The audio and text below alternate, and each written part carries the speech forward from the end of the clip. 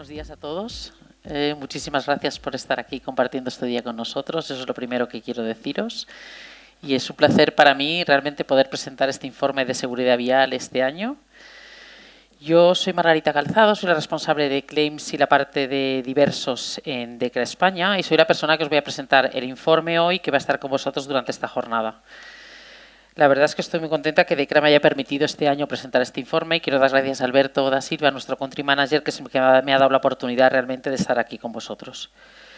Quiero agradecer muchísimo el esfuerzo que habéis hecho todos por estar aquí hoy con nosotros, tanto a las personas que han colaborado confeccionando este informe, como a las personas que han organizado la jornada, como por supuesto a los participantes en nuestra mesa redonda, porque sin ellos realmente difícilmente sería posible sacar todo el jugo que tiene este informe.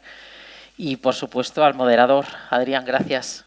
Y con esto ya podemos empezar un poco. Lo primero que en DECRA es importante tener en cuenta que nuestra misión es la seguridad. Por lo tanto, en todos los eventos que DECRA empieza, siempre empezamos con un plan de evacuación, informándoos del plan de evacuación en el caso en que tengamos que utilizarlo, Dios no lo quiera. Pero es importante saber dónde están las salidas de emergencia, que lo tengamos claro. Es importante que nadie obstaculice las salidas de emergencia, que mantengamos la calma al salir del edificio, que vayamos saliendo. Si hay parones en el ascensor, no lo utilizamos nunca, bajamos por las escaleras, esperamos pacientemente y cuando estamos fuera ya nos vamos al punto de encuentro, ¿vale? Importante tener esto en cuenta cara a una posible... a un hecho que no queremos que pase. La agenda que vamos a tener hoy, primero vamos a empezar con la presentación del informe. Alberto nos dirá unas palabras, luego presentaré yo el informe, un poco de exposición y debate, que la verdad es que yo creo que es una parte muy interesante de este informe, no solo la presentación teórica del informe, sino gente muy especializada en el tema que compartirán con nosotros sus opiniones. Luego haremos unas conclusiones, por lo tanto, si vosotros, alguien de aquí quiere preguntar algo, estaremos abiertos a contestar, con las personas de la mesa básicamente. Y luego un pequeño cóctel tendremos, ¿vale? Pues muchísimas gracias y os dejo con Alberto.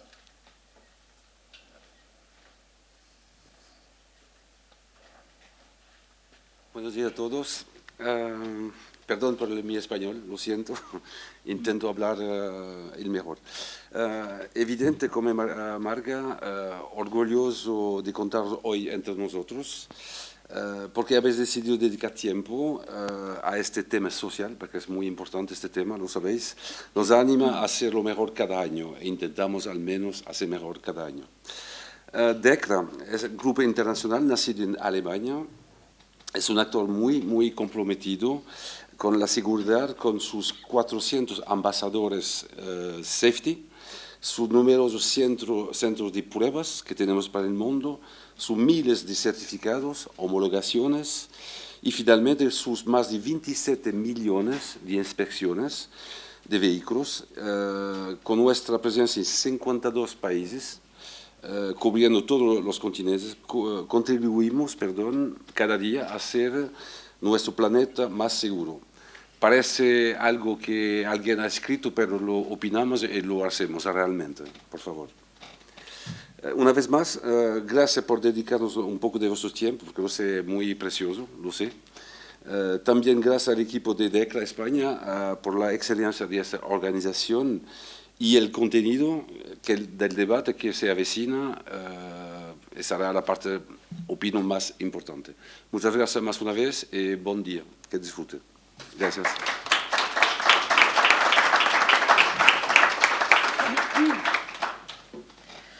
Gracias, Alberto.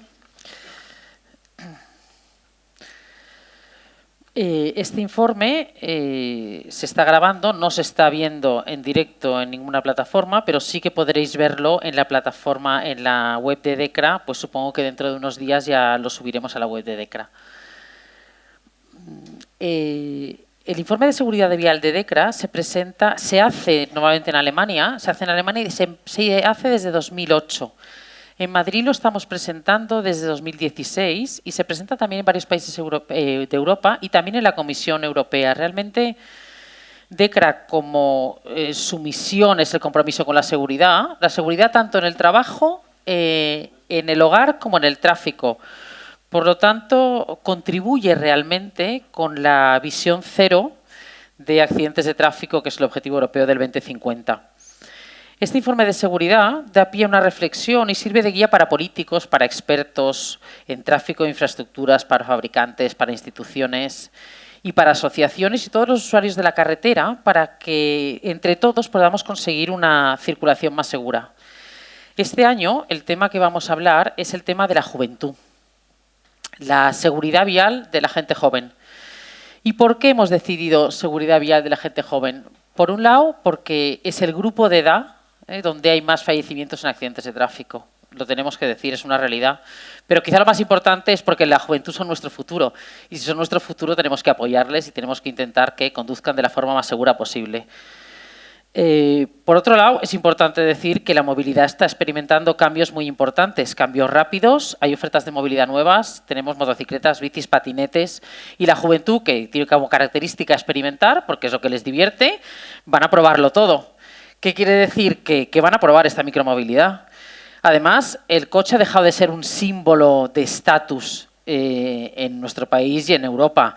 Cada vez hay más conciencia medioambiental de los jóvenes para no utilizar tanto el coche. En las grandes ciudades hay exceso de coche. Entonces, todo esto lleva a pensar que la siniestralidad va a aumentar porque realmente tenemos unos sistemas de movilidad quizá que con más riesgos. Por lo tanto, el foco en que los que participan en el tráfico sin una cobertura, como puede ser la de un coche, ninguna protección, pues hay que focalizar un poco en ayudar a todas estas personas para que circulen de forma más segura. Está claro que para reaccionar ante estos cambios ha habido muchos cambios legislativos, ha habido cambios en las infraestructuras. Estamos viendo que se adaptan las infraestructuras a esta nueva forma de movilidad.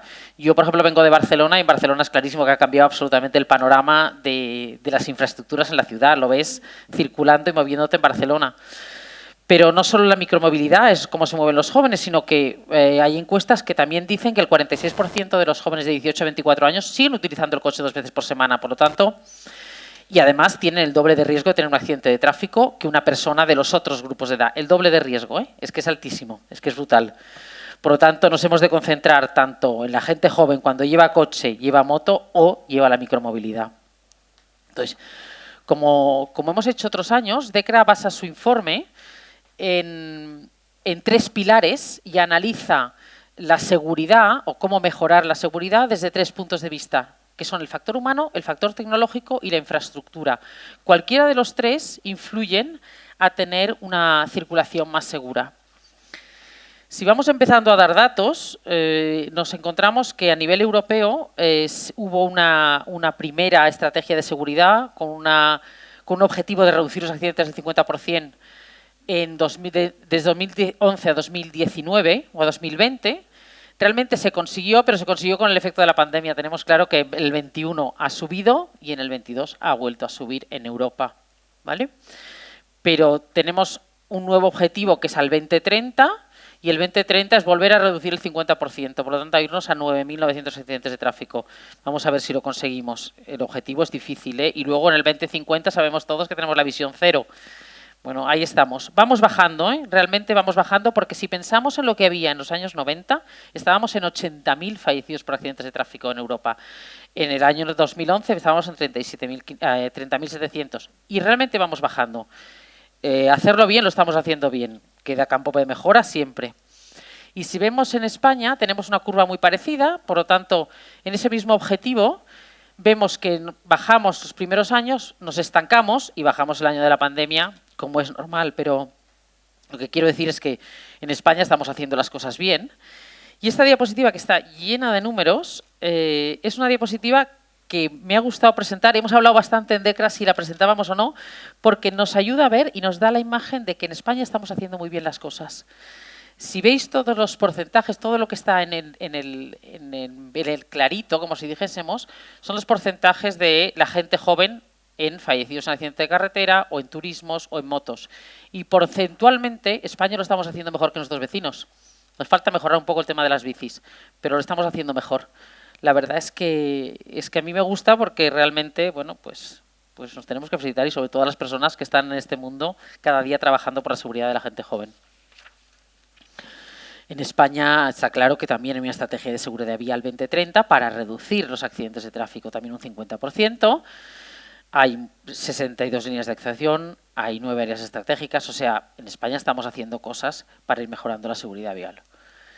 Si ya nos concentramos en el tema que hemos venido a tratar hoy, que es el tema de la seguridad vial de la gente joven, lo primero que tengo que decir yo es que la cifra a mí me ha impactado cantidad. O sea, 175.000 jóvenes muertos al año en accidentes de tráfico. ¡Buah! O sea, yo lo primero que dije es, ¡qué barbaridad! Estamos hablando del 15% de los accidentes de tráfico, de los fallecidos en el mundo, el 15% son jóvenes, entre 15 y 24. ¡Buah! Aquí hay que hacer algo, o sea, está claro que algo tenemos que hacer. Es verdad que los fallecidos, Europa estamos mejor que África y Sudamérica, está claro. En coche y en moto hay muchísimo más que en el resto. En coche y en moto es el 70% de esta cifra, es en coche y en moto. La tendencia es claramente positiva, vamos a menos, y en Europa además vamos a mucho mejor, porque en Europa, por millón de habitantes, tenemos 49 fallecidos, mientras que en el resto del mundo estamos en 67. O sea que en Europa lo hacemos mejor, pero aún así la cifra a mí me impacta cantidad. ¿Cuáles son las causas más principales y que veremos más adelante? Primero, que los jóvenes tienen predisposición al riesgo, esto lo tenemos claro. Asumen riesgos de forma consciente o inconsciente, asumen riesgos. Cosa que, bueno, cuando vas ganando edad asumes muchos menos riesgos. Asumen riesgos que muchas veces revisten riesgo de accidente mortal, como puede ser el exceso de velocidad, consumir alcohol y drogas, las distracciones, no usar el cinturón. Además, tienen falta de experiencia, la gente joven pues tiene falta de experiencia y sobrevaloran sus capacidades, que esto es gravísimo, sobrevalorar las capacidades. Pero luego ya dejamos en la cantidad, pero es que el 80% son hombres, 80%. Y ahora me diréis, es que conducen mucho más los hombres que las mujeres. Bueno, sí, pero no 1 a 4, que esta es la cifra, 1 a 4, o sea, brutal. ¿Qué tenemos que hacer para mejorar la seguridad vial de gente joven? Concentrarnos en la gente joven y en los hombres, clarísimo. Pero la siniestralidad juvenil no la vamos a bajar de un día para otro. Tienes actuaciones y actuaciones y actuaciones, enfoques estratégicos, sensibilizar a la opinión pública, más labor educativa, mejor formación, importantísimo, aplicar las tecnologías, que hay muchas, mejorar las infraestructuras. Infraestructuras, como se dice ahora, que sean indulgentes con los errores a la conducción. Importantísimo. Si vamos a España, en España vemos que 3 de cada 4 accidentes son en carreteras interurbanas. Estamos hablando, además, de fines de semana. La gente va de fiesta y ocupantes de coches. Es que no solo son conductores, es que los ocupantes también tienen muchísimo riesgo de estar implicados en un accidente y tener lesiones graves o fallecimiento. Y en España se han hecho unos estudios que ayudan realmente a tomar iniciativas. Estudios que la misma gente joven admite que conduce con exceso de velocidad, admite que utiliza el móvil sin el manos libres y un 49% admite que conduce habiendo consumido alcohol y drogas. ¡Buah! ¿Cuánto trabajo tenemos para hacer todavía ahí? 49%. Vámonos ya a entrar en cuáles son los factores que realmente DECRA analiza. Por un lado, empezamos con el factor humano. El factor humano en la gente joven quizás es uno de los mayores, más importantes y donde vamos a incidir más. ¿Cuáles son realmente los temas? Básicamente tenemos la falta de experiencia, que es importante. Tenemos la parte de que asumen muchos más riesgos. Y además tienen las distracciones, que son el uso del móvil, que son las drogas, el alcohol, y sobreestima sus capacidades. Esto es importantísimo. La gente joven sobreestima de manera sus capacidades, que se han hecho unas encuestas en Alemania, y en Alemania el 54% de los varones admiten, o sea, se creen que conducen mejor que todos los conductores, el 54%. En mujeres estamos en el 37%, las mujeres somos un poco más discretas. Y luego hay unos problemas adicionales, motivaciones adicionales que tiene la gente joven, que es sentirse querido dentro de la gente de su edad, dentro de su grupo. Y ahora con el tema de redes sociales, la gente joven se graba o se hace fotos y las cuelga en redes solo para tener un like. Por lo tanto, admiten los jóvenes que conducen muchas veces para impresionar. Y volvemos a lo mismo, los hombres lo admiten 3 veces más que las mujeres que conducen para impresionar. Esto es un riesgo, están asumiendo un riesgo muy importante. Por otro lado, la gente joven tiene el no querer cumplir con las normas. Bueno, forma parte de lo que es la gente joven. Asumir riesgos y no cumplir con las normas. Bueno, en esto hay que trabajar muchísimo. Si nos vamos ya a datos un poco más reales, sabemos que el uso del móvil aumenta por 7 el riesgo de tener un accidente. Y se han hecho estudios de que las distracciones al volante no solo son el uso del móvil, por supuesto, mandar WhatsApp, escribir mensajes, leer noticias, la gente lo hace todo, pero es que además incluye cantar, escuchar música, comer y beber y maquillarse. Las mujeres tengo que decir que lo hacemos, yo más de una vez lo he hecho. Pero que estos son factores que inciden muchísimo en la distracción. O sea, todo el mundo hablamos del móvil, no, es que hay una serie de cosas que haces dentro del coche que no tendríamos que hacer en ningún caso. Luego, si ya vamos cerrando el embudo nos encontramos con los conductores noveles. Los conductores noveles todavía tienen más riesgo dentro de ese grupo de edad, porque estamos viendo que los accidentes de tráfico de los conductores jóvenes, en el momento siguiente a tener el accidente, también son más altos, tienen muchísimo más riesgo. En el momento siguiente a tener el carné, y van bajando con el tiempo. ¿Y por qué? Porque realmente no ven los peligros. No son capaces todavía, porque les falta experiencia, de ver cuáles son los peligros y además subestiman esos peligros que existen. Por lo tanto, el hecho de tener el carnet de conducir simplemente es haber aprobado la teórica y haber pasado la práctica tal y como te ha dicho el profesor, pero no mucho más. Realmente es muy importante la práctica, conocer las normas, el entrenamiento, observar las situaciones, entender las secuencias del tráfico, y para eso ganamos en seguridad. Hoy por hoy las habilidades de los noveles no están suficientemente desarrolladas, por lo tanto aquí también tenemos trabajo que hacer. ¿Qué factores positivos tenemos en el comportamiento de los jóvenes o podemos ayudar a los jóvenes para mejorar su seguridad vial?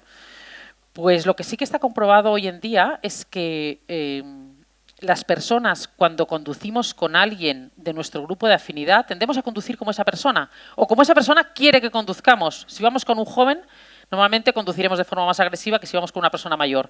Y está realmente comprobado que se reduce el número de accidentes si las personas van acompañadas de una persona mayor. Haces menos maniobras arriesgadas y utilizas menos el móvil. Eso es lo que realmente está comprobado. Por lo tanto, en Alemania, desde 2004, se puso en marcha un plan que consiste en la conducción acompañada. En Alemania se pueden sacar el carnet de conducir a partir de los 17 años. Entonces hay una conducción acompañada durante un año por una persona que tenga más de 30 años. Eso es importante. Y el estudio ha demostrado que se reducen en un 19% los accidentes de tráfico, lo cual es muchísimo, muchísimo. Se está planteando ahora bajar la edad del carné a 16 años. Otras cosas que realmente podrían ayudar a mejorar el comportamiento de los jóvenes podría ser la formación en las autoescuelas, que no sea simplemente dar una formación técnica de normas de vehículo y de cómo se utiliza el vehículo, sino enseñar competencias de otros niveles, es decir, actitudes como que entiendan lo que es la seguridad, el autocontrol, la autoobservación, la aceptación de las normas. Las normas están para cumplirlas y a la gente joven realmente a veces se cuesta cumplir las normas. Por lo tanto, podemos decir que para proteger la vida de la gente joven es necesario que constantemente estemos evaluando y optimizando las disposiciones en vigor para adaptarlas y garantizar su eficacia. Lo que sí que tenemos claro es que aprendemos con el tiempo y cuanto más tiempo estemos aprendiendo, más sabremos al final. Otro de los factores importantes que tenemos que tener en cuenta y que ayudan mucho a los conductores jóvenes es el tema de la tecnología. Como hemos dicho, DECRA hace factor humano, tecnológico y las infraestructuras. Cuando hablamos de tecnología en la gente joven, sabemos que hay mucho progreso en la digitalización de los coches, hay mucho progreso en el equipamiento. Tenemos sistemas que ayudan muchísimo a la seguridad de la conducción, pero lo que está claro es que estos sistemas o estén perfectamente instalados y funcionan perfectamente o no sirven para nada. Y para eso tenemos las ITVs. Las ITVs realmente son las que nos garantizan que el coche está en condiciones para poderse conducir. Desde DECRA han hecho una serie de pruebas en carretera, que ahora os mostraré, que nos indican cómo realmente se mejora la seguridad cuando el coche está en perfectas condiciones. ¿Vale? Hoy sabemos que la gente joven tiende a tener vehículos de más edad por temas financieros y demás coches que ya veremos luego que cuanto más edad, más problemas tienen al pasar la ITV. Sabemos que hay envejecimiento en los coches, hay desgaste, hay desconocimiento de los defectos técnicos y se intenta ahorrar en reparaciones y mantenimientos, esto lo sabemos todo, entonces hay deficiencias importantísimas que al final lo que entraña es un riesgo de accidentes. Por lo tanto, insistir en el tema de la ITV, porque hoy por hoy es de las pocas pruebas objetivas que nos puede ayudar un poco a que realmente conduzcamos de forma un poco más segura o que los vehículos estén en un estado más seguro. DEKRA ha hecho últimamente pruebas, DEKRA tiene un circuito en Alemania y ha hecho últimamente pruebas básicamente de frenos, de amortiguadores y de neumáticos. Y ahora os voy a pasar un vídeo que veis cómo funciona. La diferencia en este caso es la diferencia de los metros de frenada cuando los neumáticos son los de la edad del vehículo o son neumáticos nuevos. Ya veréis que se reduce en un 13%, si no me equivoco, la distancia de frenada. O sea que lo que tenemos claro es que con el equipamiento correcto reducimos distancia de frenada, por lo tanto reducimos accidentes. Y ahora fotos bastante impactantes. O sea, la gente no va a la ITV. Cuando decimos la ITV salva vidas. Aquí vemos deformaciones que son una burrada. O sea, estas son fotos que se han hecho en el último año en ITVs. En el último año, no estamos haciendo nada extraordinario. Pues la gente conduce con estos neumáticos. Imposible conseguir una frenada correcta, como hemos visto en el vídeo anterior, con estos neumáticos. Y sí que está probado que la ITV pues salva vidas. Hay una correlación clara entre la gravedad de los accidentes, la antigüedad de los coches, la antigüedad de los componentes. Y esto es importante. Luego DEKRA hizo otra de las pruebas, que esta es más dedicada a un sistema de seguridad que es el antiderrapaje. Pero para que funcione, ¿veis? Esta prueba está hecha con un coche, que es el típico que usa la gente joven, ¿vale?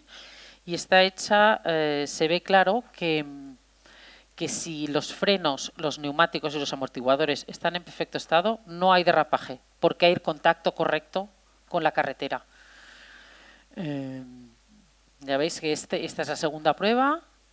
No, esta es con la prueba sin reparar, pone aquí.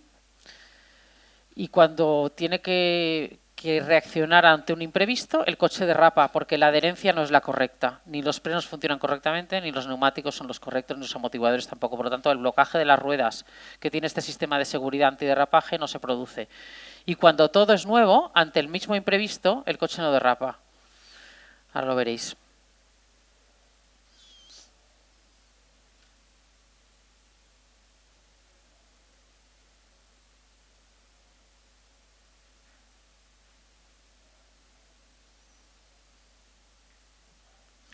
Con esto lo que queremos decir es la importancia de que los sistemas de seguridad que están instalados en el coche funcionen correctamente. Y luego que la gente joven tenga coches que tengan estos sistemas de seguridad, porque siempre pensamos, bueno, total, son jóvenes, hacen pocos kilómetros, bueno, da igual. No, tienen que tener la seguridad en sus vehículos para poder conducir de forma segura.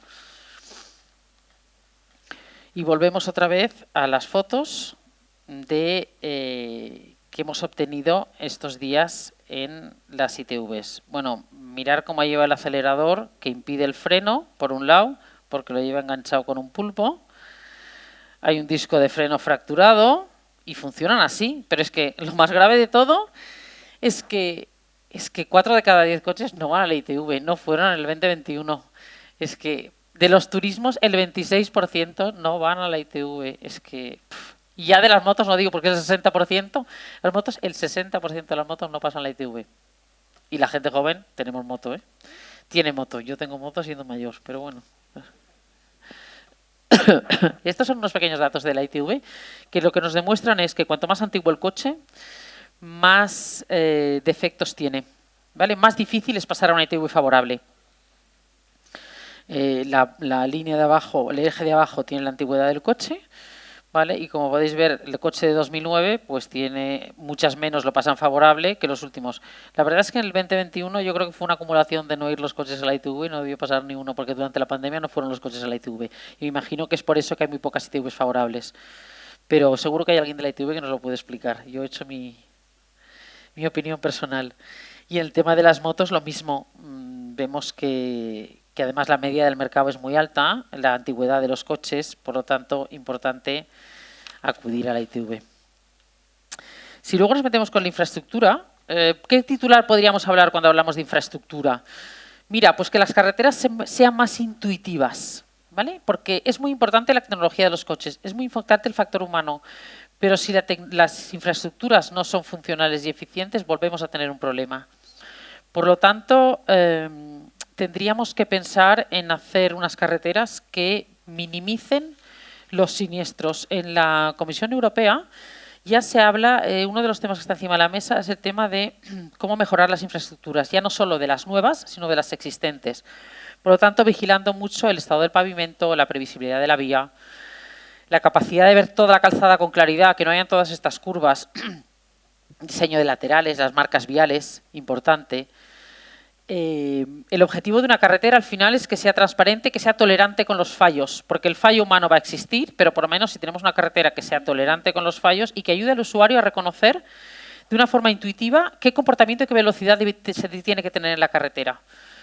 ¿Vale? Y uno de los retos actuales de la infraestructura, muy importante hoy en día, es adaptarla a la nueva movilidad y garantizar la movilidad segura de todo este colectivo que hoy tenemos, que tiene los vehículos de movilidad personal, que vemos que la gente joven lo está usando. Estamos hablando de vehículos que no necesitan ningún tipo de licencia de circulación, no circulan por todas las infraestructuras, no tienen un coste elevado, por lo tanto la gente joven los va a usar, está claro. Están conviviendo hoy en las infraestructuras, están conviviendo vehículos que se mueven a diferentes velocidades, por lo tanto es el ideal para que haya siniestros, el ideal, o sea, no hay otro. Por lo tanto, la idea tendría que ser realmente poder adaptar estas infraestructuras a una situación en la que todo el mundo pueda convivir. Que yo creo que esto en las grandes ciudades se está haciendo, pero es un camino largo y difícil, yo creo. Y ya como conclusión, lo que podemos decir es que somos conscientes de que la gente joven circula a una velocidad excesiva, sobrevalora sus capacidades, lo tenemos claro, consume alcohol y drogas y además se distrae. Son factores que tan graves como no abrocharse el cinturón de seguridad o no usar el casco. Hace X años nos parecía una locura el tema del casco, ahora sin duda vamos todos con casco y sin duda utilizamos el cinturón. Pues hemos de empezar a aplicar medidas que realmente dentro de unos años digamos, es que a nadie se le ocurre conducir habiendo consumido. Además, tenemos a los conductores jóvenes, nobles, que circulan por vías interurbanas, por carreteras estrechas, con un riesgo de accidentes que se multiplica. Por lo tanto, yo creo que es nuestro deber intentar buscar el sistema de contrarrestar esta tendencia de manera eficiente y duradera. ¿Cómo podemos influir nosotros? Pues mira, podemos influir desde el punto de vista de la tecnología de los vehículos, de la infraestructura vial, la legislación y los controles de tráfico, importantísimo, la educación vial. Yo creo que la educación vial, el otro día hablábamos del tema de educación vial y creo que es importantísima. Es importantísimo las medidas de prevención y mitigar las consecuencias de los accidentes, está claro. Y no olvidemos las inspecciones periódicas. Importante garantizar que realmente todos los vehículos tengan sus componentes mecánicos y electrónicos funcionando correctamente. Las inspecciones periódicas que, bueno, quizás se pueden ampliar a los vehículos estos de nueva movilidad de alguna manera.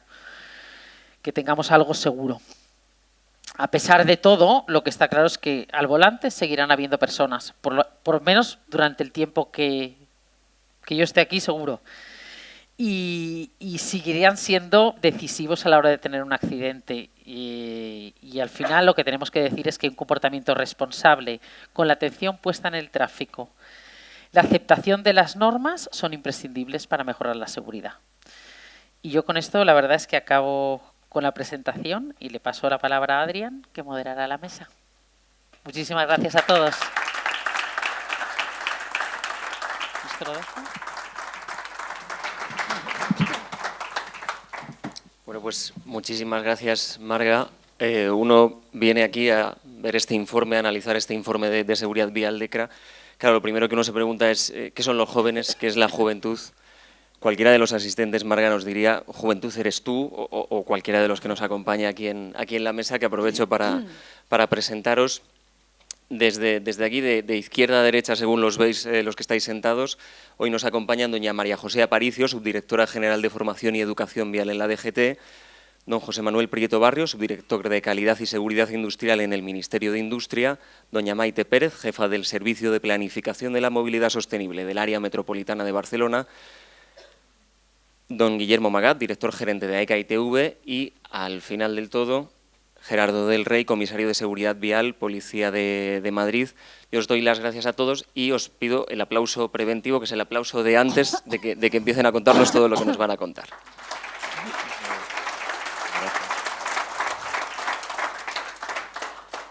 Este aplauso agradece toda vuestra implicación y vuestra estancia hoy aquí.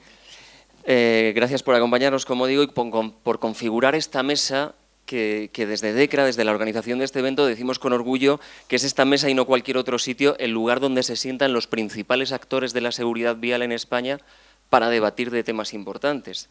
Pero antes de entrar en materia, permítame, porque antes decía Marga, la juventud es nuestro futuro. ¿Qué es la juventud, no? La juventud pues son Mbappé y Vinicius en el Mundial de Qatar, en el controvertido Mundial. Jóvenes son Aaron Piper y Esther Expósito, que son las estrellas de las series que todas las noches vemos en Netflix. Y jóvenes son los hijos o los sobrinos de muchos de los que estamos aquí. Ellos son los que nos descubren que para contar historias no hace falta un PPT, o sea, con un TikTok ya les vale, que no hace falta una videoconsola para jugar, con Twitch ya se conforman, que podríamos tener pop y rock, pero tendremos trap y reggaeton, claro, y que para movernos por una ciudad pues hay patinetes y no coches, o que el coche se puede compartir a través del car sharing o cogiendo el coche de su padre, que si lo pienso bien, esto no es propio solo de esta generación, esto es propio de todas las generaciones, pero luego viene el problema de ver quién pasa la ITV, si el dueño del coche que es el padre, si el que lo paga que es el hijo, y de eso, de absentismo en la ITV, de formación, de micromovilidad, vamos a hablar aquí. Antes de todo eso, en DECRA y desde su equipo de marketing, tanto Daniel como Irene tuvieron la idea de plantear muchas de las cuestiones que íbamos a abordar aquí en LinkedIn. Oye, vamos a ver qué piensa la gente, no la que está en el informe, sino la que nos sigue a nosotros en LinkedIn, que no es una muestra científica, pero que nos sirve para pulsar un poco lo que opina la gente en la calle. Bueno, pues la primera pregunta es, ¿cuál crees que es el grupo con mayor siniestralidad en España, ¿no? Y planteábamos 3 grupos de 16 a 24, de 25 a 44 y de 45 en adelante. Y el público de LinkedIn lo orientaba más a de 16 a 24, establecían un 34% y de 25 a 44 un 44%. Yo no sé si toda esa gente sabía los datos que nos ha dado Marga de los 175.000 fallecidos a nivel mundial y que tanto nos llamaba la atención.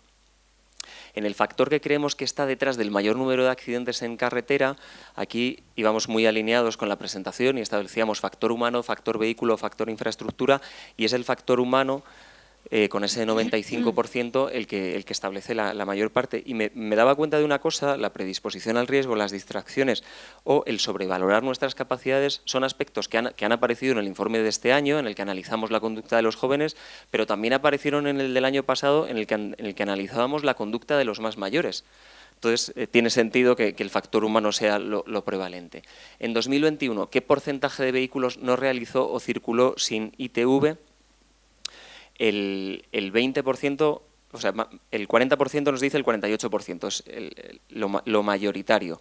Creo que la cifra era algo menor, o sea que la gente está más o menos coordinada, ¿no?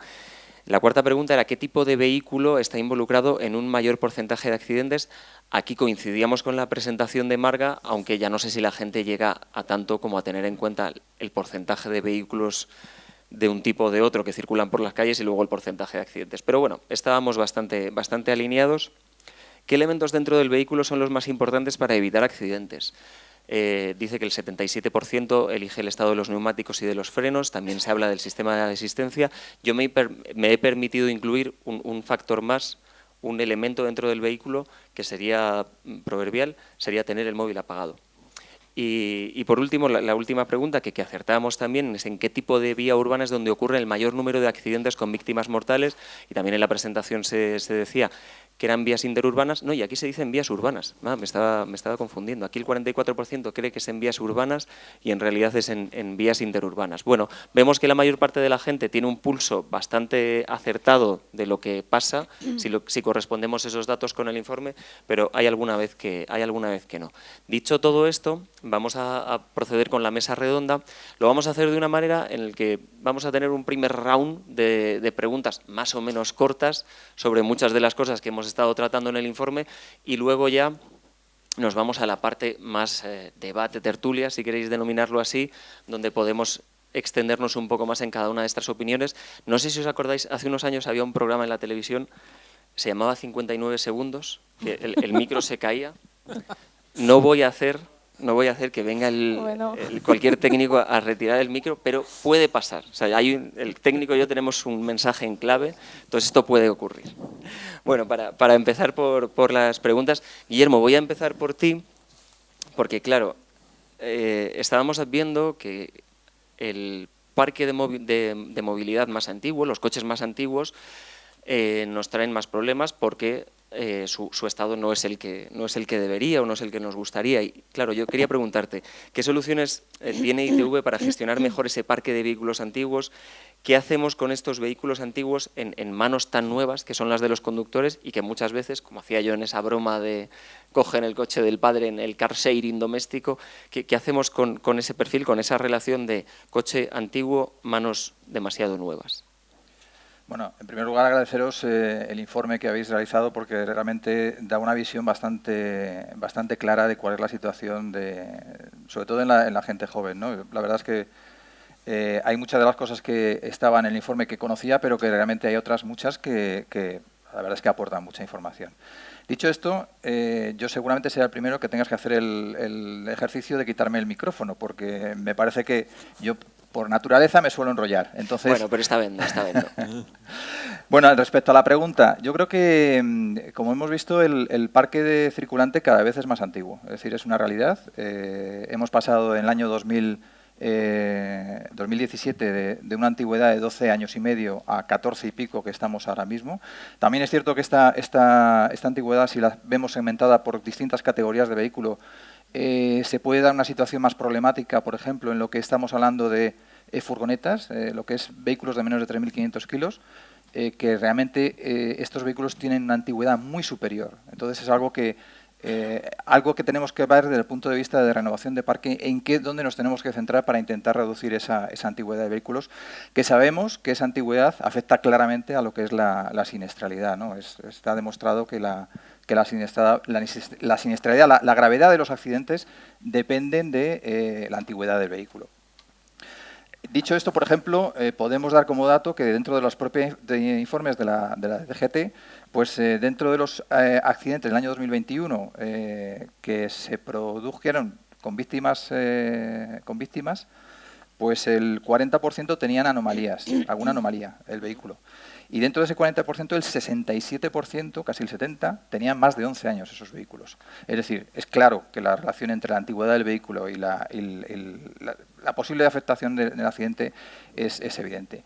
¿Qué ocurre? Como bien decíais, la juventud, pues, oye, pues por problemas económicos y por problemas de accesibilidad a un vehículo, pues no pueden acceder a unos vehículos modernos como los que tenemos hoy en día, que tienen un montón de sistemas. Hoy estamos hablando de vehículos autónomos, de conectividad, pero la realidad es que la juventud está entrando a un segmento de vehículos que precisamente son los más antiguos, que no tienen esos sistemas, y por eso a mí cuando estabais explicando lo del móvil, la utilización del móvil en el vehículo, pues yo que afortunadamente tengo un vehículo nuevo, pues eso no se da, porque el vehículo ya está preparado para te conectas con el móvil al vehículo, el vehículo tiene una serie de aplicaciones que te permite actuar y no actuar con él, y precisamente para que no tengas, o sea, para que haya una interacción por voz. También eso distrae, es importante, pero bueno, pero es distinto que llevar el móvil encima como lo vemos muchas veces, ¿no?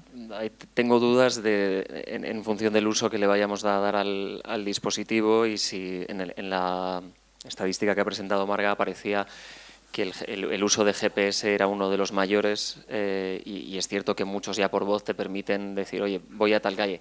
Claro, si estás mensajeándote con alguien, escribiendo WhatsApp, si te estás maquillando, ahí yo creo que ya... No, por eso, perdona, pero eso decía que los vehículos nuevos no te permiten escribir. Que lo cierran. Que vale. No te permiten, es decir, ya directamente hay una serie de aplicaciones que no te deja actuar con ellos. Es decir, todo es a través de voz. Tú te puedes mandar un WhatsApp, pero hablándolo, puedes mandar un mensaje hablándolo, puedes oír tus mensajes escuchándolos, pero no te permite la manipulación. Pero estos son en vehículos nuevos. En vehículos viejos, que es, insisto, donde los jóvenes suelen por mayoría utilizar ese tipo de vehículo, pues esto no se da. Entonces, ¿Qué ocurre? Pues que al final lo que decías, ¿no? 1,7 veces por minuto está interactuando en redes, ¿no? Yo creo que eso es algo que es importante tenerlo en cuenta, ¿no? Que muchas veces nos estamos centrando en la tecnología actual, pero no vemos realmente cuál es la situación real del parque circulante, que es que cada vez es más antiguo. Además, el cambio de tecnologías crea una incertidumbre hoy en día sobre el tipo de vehículo a utilizar que hace que no se siga renovando ese parque, ¿no? Claro, sobre esto que dices, buscando información para la mesa, me encontraba con alguna cita sobre la juventud y Rockefeller decía una cita muy buena y muy aplicable a los jóvenes en este caso, que no tienen acceso a coches modernos. Decía, lo importante para un joven es establecer su carácter, una reputación y un crédito. Bueno, claro, con eso probablemente todo mejoraría. Una segunda pregunta y más centrada en el absentismo. ¿Qué medidas consideras oportunas para reducir ese absentismo que estamos viendo que es uno de los porcentajes más elevados y que más nos chocan y que van más en detrimento de nuestra seguridad? Hombre, habéis mostrado unas imágenes que son bastante clarificadoras sobre la importancia de verificar que los vehículos están en estado adaptable. Y os habéis centrado en la parte de seguridad vial, pero yo también quiero recalcar la parte medioambiental, es decir, que son aquellas víctimas que pues muchas veces, como no vemos los vehículos de asistencia, pues no los contabilizamos, ¿no? Pero realmente hay un volumen muy importante de personas que también fallecen por emisiones contaminantes. Y una de las misiones de la ITV es precisamente controlar que los vehículos no tienen esas emisiones contaminantes. Dicho esto, evidentemente yo creo que ya lo habéis mencionado, todo pasa por educar y concienciar a la gente para que sean conscientes de que la ITV salva vidas. Antes lo ha dicho Margarita y es bastante evidente, ¿no? El cómo hacer esta concienciación. Bueno, nosotros, el sector de ITV ha lanzado una campaña que yo creo que es bastante conocida, que es Si no pasas, pásala, que ha sido además, ha tenido un premio dentro de la Comisión Europea, dentro de un grupo a nivel europeo, precisamente por el efecto y la concienciación y el ejercicio que ha hecho, pero esto hay que hacerlo más. Nosotros seguimos trabajando, por ejemplo, en redes sociales, que es donde más los jóvenes suelen interactuar, pues solemos colgar muchos vídeos de las fotos esas que se han visto, de ejemplos de, oye, que estos son las cosas que se detectan en los vehículos que pasan la ITV. Los que no pasan la ITV, que no la suelen pasar, precisamente no por el coste de la inspección técnica, que podemos estar hablando de 35-40 euros un coste de una inspección técnica en España, que es la mitad de lo que cuesta llenar un depósito de combustible hoy en día. No es por eso por lo que no pasa en la ITV. En la ITV no se está pasando por el coste de reparación de ese vehículo. Es decir, saben que el vehículo está en mal estado, por ejemplo, tiene los neumáticos desgastados y no quieren pasar la inspección técnica porque saben que van a ser rechazados por el coste de la reparación de cambiar todos los neumáticos. Eso es un riesgo brutal para la seguridad vial y lo habéis mostrado muy bien con un vehículo relativamente moderno, no muy viejo, y cómo el comportamiento dinámico del vehículo cambia radicalmente en función de cuál es el estado de sus neumáticos, por ejemplo, ¿no? Pero bueno, educar, insisto, hay que hacer campañas, hay que concienciar, pero también el tema de educar, yo creo que ahora además el año que viene dentro de los planes de formación se va a incluir una parte importante va a ser la primera vez que se incluya educación vial en todos los ámbitos del colegio. Pues bueno, yo creo que es importante también ahí empezar desde pequeños a inculcar esa importancia, porque al final es una responsabilidad social el tema de la ITV, no es un tema individual. Es decir, cuando uno pasa la ITV lo hace por él, lo hace por su familia, pero también por el resto de vehículos que están interactuando con él, porque si no, difícilmente vas a poder solucionar un accidente, ¿no? Vamos a hablar mucho de educación y de formación en esta mesa, porque casi que va de suyo, ¿no? Si uno habla de los jóvenes, poder centrarnos en la educación, pero antes voy a seguir ahondando un poco en la inspección técnica y hablo ahora con José Manuel. José Manuel, claro, muchas veces pensamos en la inspección técnica de vehículos por el absentismo que tiene, pero hay otros factores que son interesantes, como puede ser la alteración de las características técnicas del vehículo, lo que en la calle se conoce como el trucaje. Claro, ¿se está contemplando establecer algún tipo de inspección técnica de los vehículos de micromovilidad, de nueva movilidad, para evitar esos microtrucajes en patinetes, en bicicletas? Buenos días a todos. Hola, buenos días a todos. No sé si se me oye, creo que no. ¿Sí? Ahora un poquito más. Vale, pues fenomenal. Bueno, yo tengo un poco de bula, porque se ha pasado, Guillermo se ha pasado. O sea, Guillermo no ha sido el mejor precedente. Te contesto rápido y corto. contemplamos, por ejemplo, antes de ir a la micromovilidad, por ejemplo, en España pasamos ITV de algunos, y en la ITV me refiero no solo a los, sino a la posibilidad razonable en un tiempo corto de detectar alguna manipulación, por ejemplo, de cosas que nos parecen obvias, pero que en otros países no se pasan, por ejemplo, los ciclomotores. Cuando veíamos diferentes cifras, algo tendrá que ver todo esto o una parte significativa. Entonces, la micromovilidad, yo creo que hay que ver cómo evoluciona este tema, si no es una moda pasajera, si ha venido a quedarse, qué pasa con los patinetes. Ya se han hecho pasos, por ejemplo, aunque nosotros regulamos todos los aspectos de vehículos, los vehículos de movilidad personal, que es otra cosa, después de conversaciones internas entre diferentes departamentos, lo ha regulado la DGT y de momento, a partir de 2024, habrá características técnicas de los patinetes, ¿vale? Por decirlo así. No es, o sea, esto no tiene que ver con lo que yo he dicho antes. Vale. Puedes seguir la respuesta tranquilamente. Esto descuenta de los segundos, ¿qué tal? Bueno, no lo sé.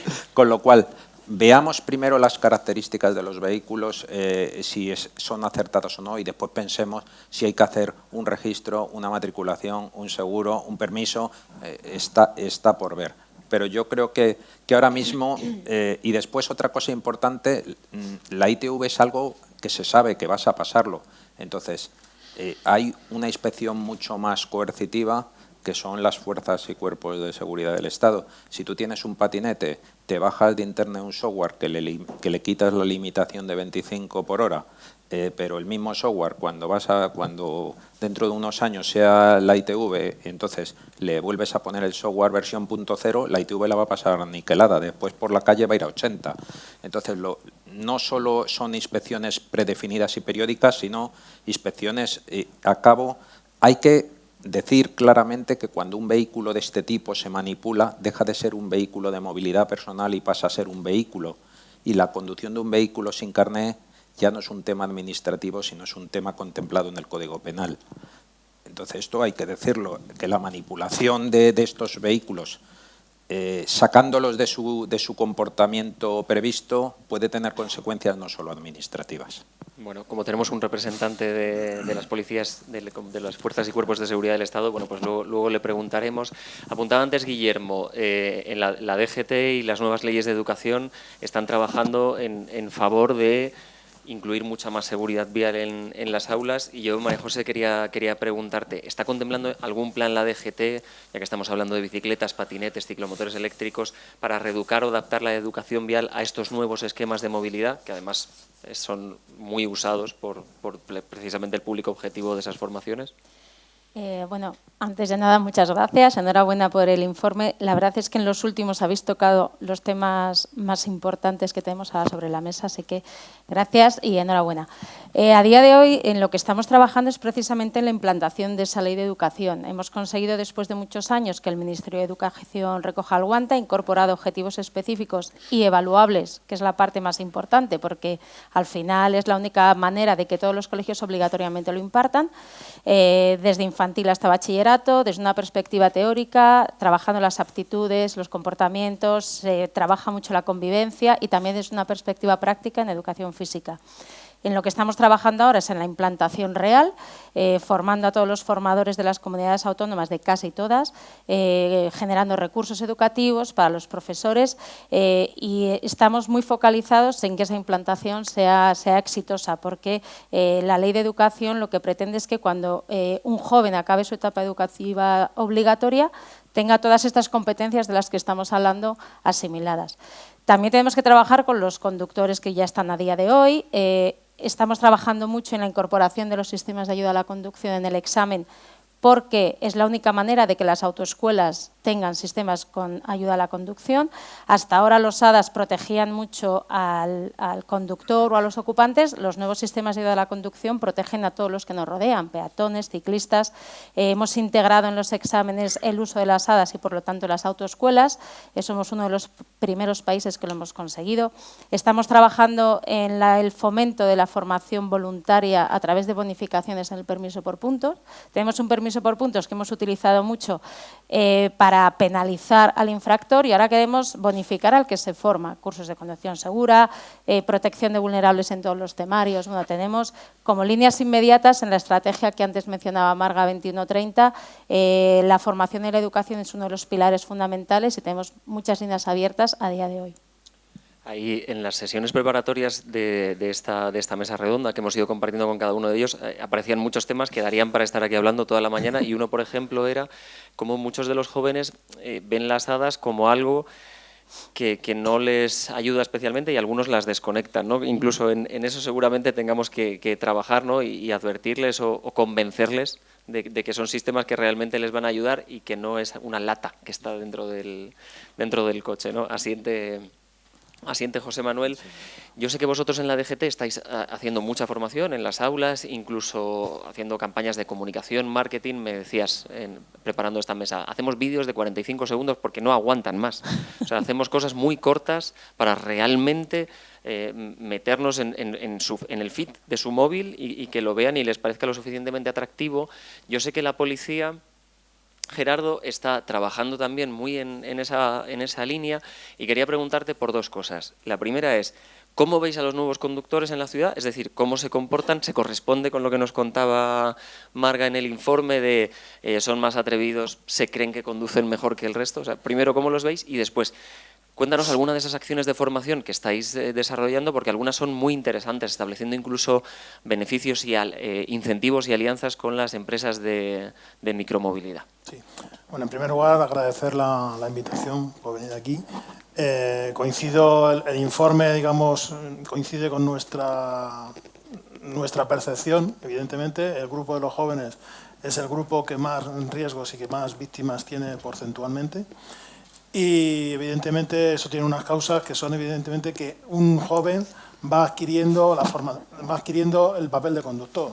Entonces va asumiendo primero el tema de los vehículos móviles personales, ciclomotores, y ahí no tiene apenas formación. Lo único que tiene en ese momento es el tema de educación vial. Coincido con el DGT, la importancia de la educación vial en estas edades tan tempranas. Es decir, cuando un joven puede acceder a un vehículo, tiene que tener una formación adecuada y una concienciación adecuada de lo que está haciendo.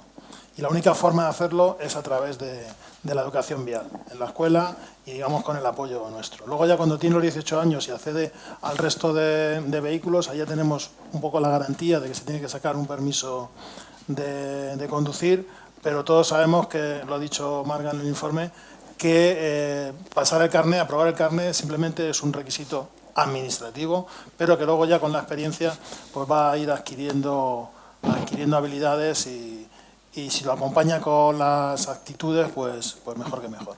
Respecto a lo que has apuntado del tema de la formación, nosotros en la educación vial llevamos mucho tiempo ya realizándola y queremos dar el paso de hablar el idioma de los jóvenes. ¿Cómo queremos hablar y llegar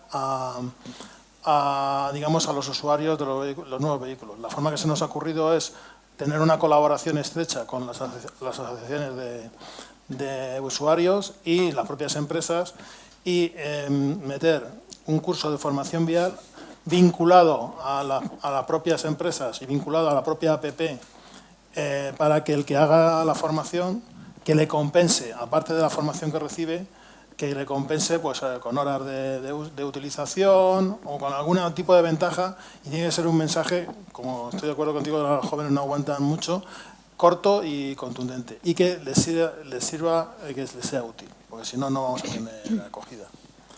Pero vamos, fundamentalmente los jóvenes... Y todo, además nos decías, todo en el móvil, o sea, no hace falta que se desplacen a ningún sitio, que se sienten delante de la pantalla del ordenador. Toda esa formación vinculada, por ejemplo, al uso de un patinete, está en su mismo smartphone. Sí, la idea sería hacer un curso de formación que estuviera integrado dentro de la propia aplicación. Es decir, cuando uno quiera coger un vehículo, pues que tenga un link, en el sentido de decir, curso de formación vial. Si accede ese link y hace el curso y aprueba, pues le van a dar 5 horas de patinete gratis.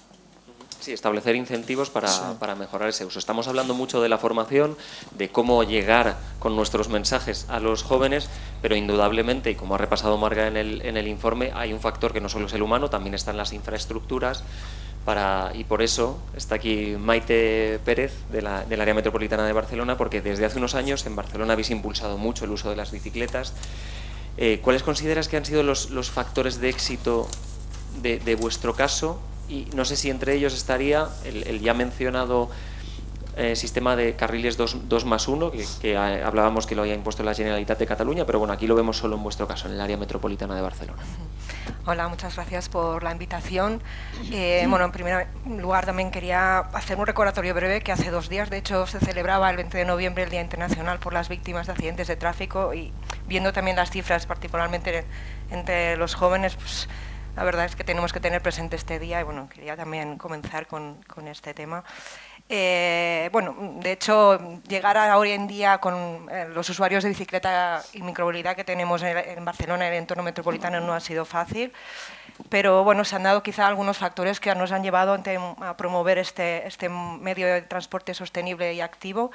Entre ellos, básicamente, y también comentaban, ¿no?, el tema de la sostenibilidad y de la salud, ¿no?, como ejes estratégicos en las políticas de movilidad de cualquier territorio.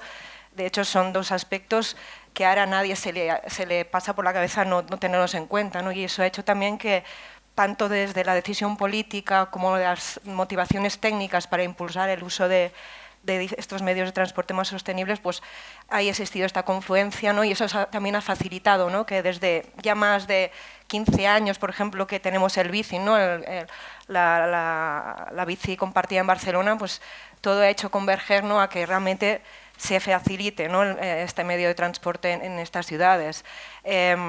También ha ayudado el hecho, por ejemplo, de que muchas entidades, asociaciones promotoras, ¿no?, del uso de la bicicleta, o incluso en estos últimos años de los patinetes, etcétera, e incluso de la participación ciudadana, la involucración realmente de aquellos, ¿no?, que estamos conviviendo en el espacio público, pues también faciliten, ¿no?, que estas decisiones y estas actuaciones y transformaciones en nuestro entorno urbano haya, ¿no?, impulsado este uso, aun cuando, bueno, tengo que decir que estamos muy por debajo todavía de los objetivos que nos gustaría, ¿no?, para poder tener, ¿no?, la bicicleta como un medio de transporte cotidiano. De hecho, en el conjunto de la movilidad, ahora actualmente en el entorno metropolitano no llegamos al 2% de los viajes que se realizan, ¿no? Un objetivo de doblarlo en 2 años, veremos si podemos realizarlo, pero bueno, estamos trabajando en este sentido, ¿no? Y de hecho también, pues todo el marco regulatorio normativo, ¿no?, que también ha evolucionado muy recientemente, ¿no?, y acompañado este impulso en cuanto a la transformación urbana y demás, pues también ha ayudado, ¿no?, a que realmente podamos tener este incremento en el uso de estos medios sostenibles y saludables. Bueno, ¿podríamos precisar algo sobre esta fórmula? ¿Cómo os ha ayudado el carril 2+1? ¿Os ha llevado...? ¿Consideras que es un factor clave del éxito?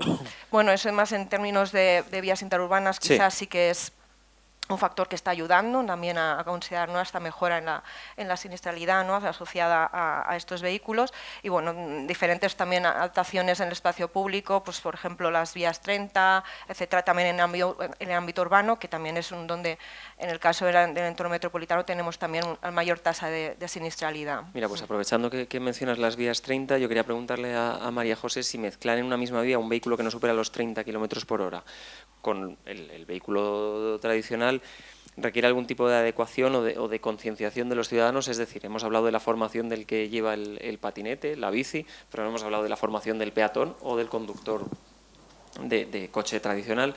¿Qué concienciación le damos ahí? ¿Cómo organizamos las infraestructuras? Lo primero que se necesitaba, que ya se hizo en una colaboración intensa entre los municipios y la Dirección General de Tráfico, fue el establecer los 30 km/h como límite de velocidad en vías de un único sentido en todas las ciudades. España fue el primer país en meterlo en una ley a nivel nacional. ¿El por qué? Precisamente por la convivencia. Lo que necesitamos para que los coches se den cuenta que ya no son el rey de la selva es que convivan y sepan convivir con los demás. El calmado del tráfico era la primera medida y la más importante. Ese cambio de normativa y la labor de los ayuntamientos fue acompañada de una gran labor de comunicación y de concienciación hacia todos los usuarios.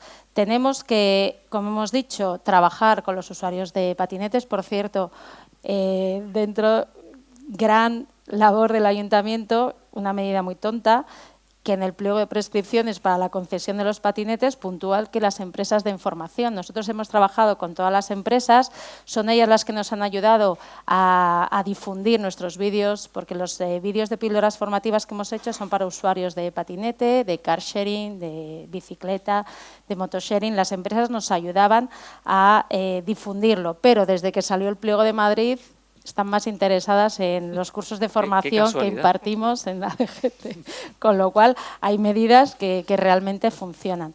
Estamos trabajando también, evidentemente, con los conductores. Necesitamos un cambio cultural. Estamos trabajando mucho, por ejemplo, en la inclusión de temarios sobre protección de vulnerables, en los cursos de obtención del permiso de conducir, de recuperación del permiso de conducir. Estamos hablando de un cambio cultural. Necesitamos participar todos. El Ministerio de Educación ya lo ha hecho, está trabajando el Ministerio de Sanidad porque la movilidad ahora es segura, es sostenible, tiene que ser sana, accesible. Realmente el éxito de la convivencia en las ciudades pasa porque se están uniendo todas las administraciones. Y desde el Ministerio, ¿se ha planteado el Ministerio de alguna manera poder regular la cantidad, la calidad de los nuevos vehículos que están compartiendo vías interurbanas? ¿Tiene sentido esto de llegar a regular cantidad, por ejemplo? Cantidad no sé, pero calidad y requisitos técnicos sin duda, claro. Nosotros regulamos dos aspectos. Uno, las características técnicas de los vehículos y después las características de los operadores de ITV y lo que deben revisar en la ITV. Si pensamos en los vehículos convencionales, vamos a llamarle, eso está absolutamente regulado. Después habrá absentismo o no, pero el ecosistema es estable y yo creo que es para estar razonablemente contento. Nos vienen las nuevas movilidades, como las bicicletas hace mucho tiempo que están reguladas a nivel armonizado, que es una bicicleta de pedaleo asistido y que se debe cumplir, no es una cosa nueva, desde hace muchos años. Los patinetes, en concreto los patinetes eléctricos, no están regulados a nivel armonizado, aunque se está trabajando en ello, pero como os decía, existe una regulación nacional, una regulación que ha pilotado la DGT, y que establece requisitos técnicos de estos patinetes para los que se vayan a comercializar a partir de enero del 24 y para todos los que circulen a partir de enero del 27. Entonces, se está trabajando en ello, sin duda, sí. Nos estamos centrando en el presente, pero Guillermo, ¿me vas a permitir que le dé al fast forward, me adelante 2 capítulos en la serie y te pregunte? ¿Crees que tiene sentido establecer una relación entre las ITVs de esos vehículos que ya las pasan, incluso de los que no las pasarían, con el seguro que tengan de dispositivos, algunos que los tienen ya y otros que ni siquiera lo tienen? Pero bueno, por eso digo lo de que me adelanto 2 capítulos, ¿no? ¿Tiene sentido establecer cierta relación entre ITV y seguro?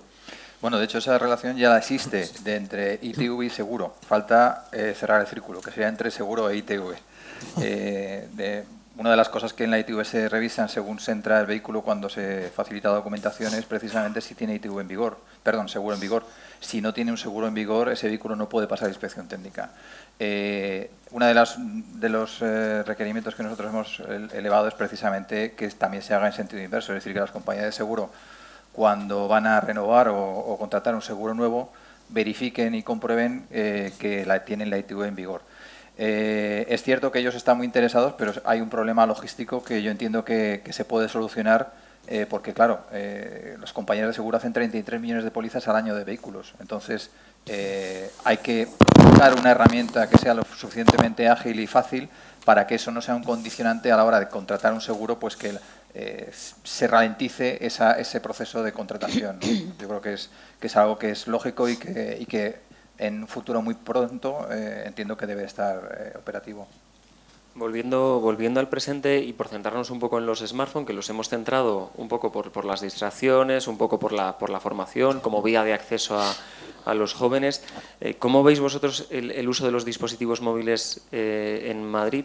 ¿Veis que es creciente? ¿Está aumentando mucho más de lo que os esperabais el número de accidentes? Bien, en principio, por unir un tema que le he dicho, ¿sí? El tema del seguro y la ITV sí están unidos en cierta parte porque el vehículo que tenga un accidente y no tenga la ITV no le cubre el seguro.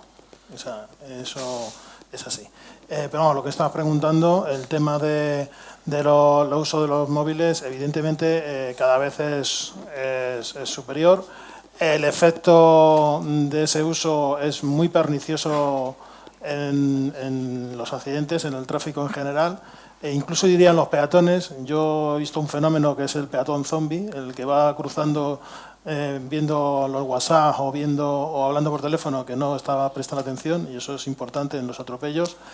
Y evidentemente la única solución, no podemos ir en contra de ellos, lo único que podemos hacer es lo que él ha apuntado, es decir, que los sistemas de los vehículos cada vez obliguen a que el conductor toda la atención la tenga puesta en la conducción y todo lo que le pueda distraer lo haga por lo menos con la voz, que no tenga que utilizar las manos y la vista no la tenga que apartar de la vía. Entonces, la única cosa que se me ocurre es efectivamente el tema de la modernización de los vehículos y que los vehículos pues, estén equipados para que todos los elementos que tengas que manejar sean por la voz. Vamos a empezar ya en nada el debate y vamos a tener varias preguntas para que entre todos interactuemos, pero antes de eso, hablando de los móviles o de cualquier otra cuestión, yo no sé qué nuevas medidas estáis pensando en tomar en el área metropolitana de Barcelona para seguir avanzando. Me he apuntado, por ejemplo, a la conducción acompañada como los alemanes que veíamos en el informe. No sé si lo estáis barajando como posibilidad o estáis pensando en otras medidas. Bueno, la verdad que es interesante esta cuestión que en Alemania estaban realizando, me la apunto también, no es una de las que ahora desde el área metropolitana estemos planteando junto con el resto de municipios, pero bueno, en los grupos de trabajo que tenemos con ellos, pues bueno, sería interesante también incorporarla.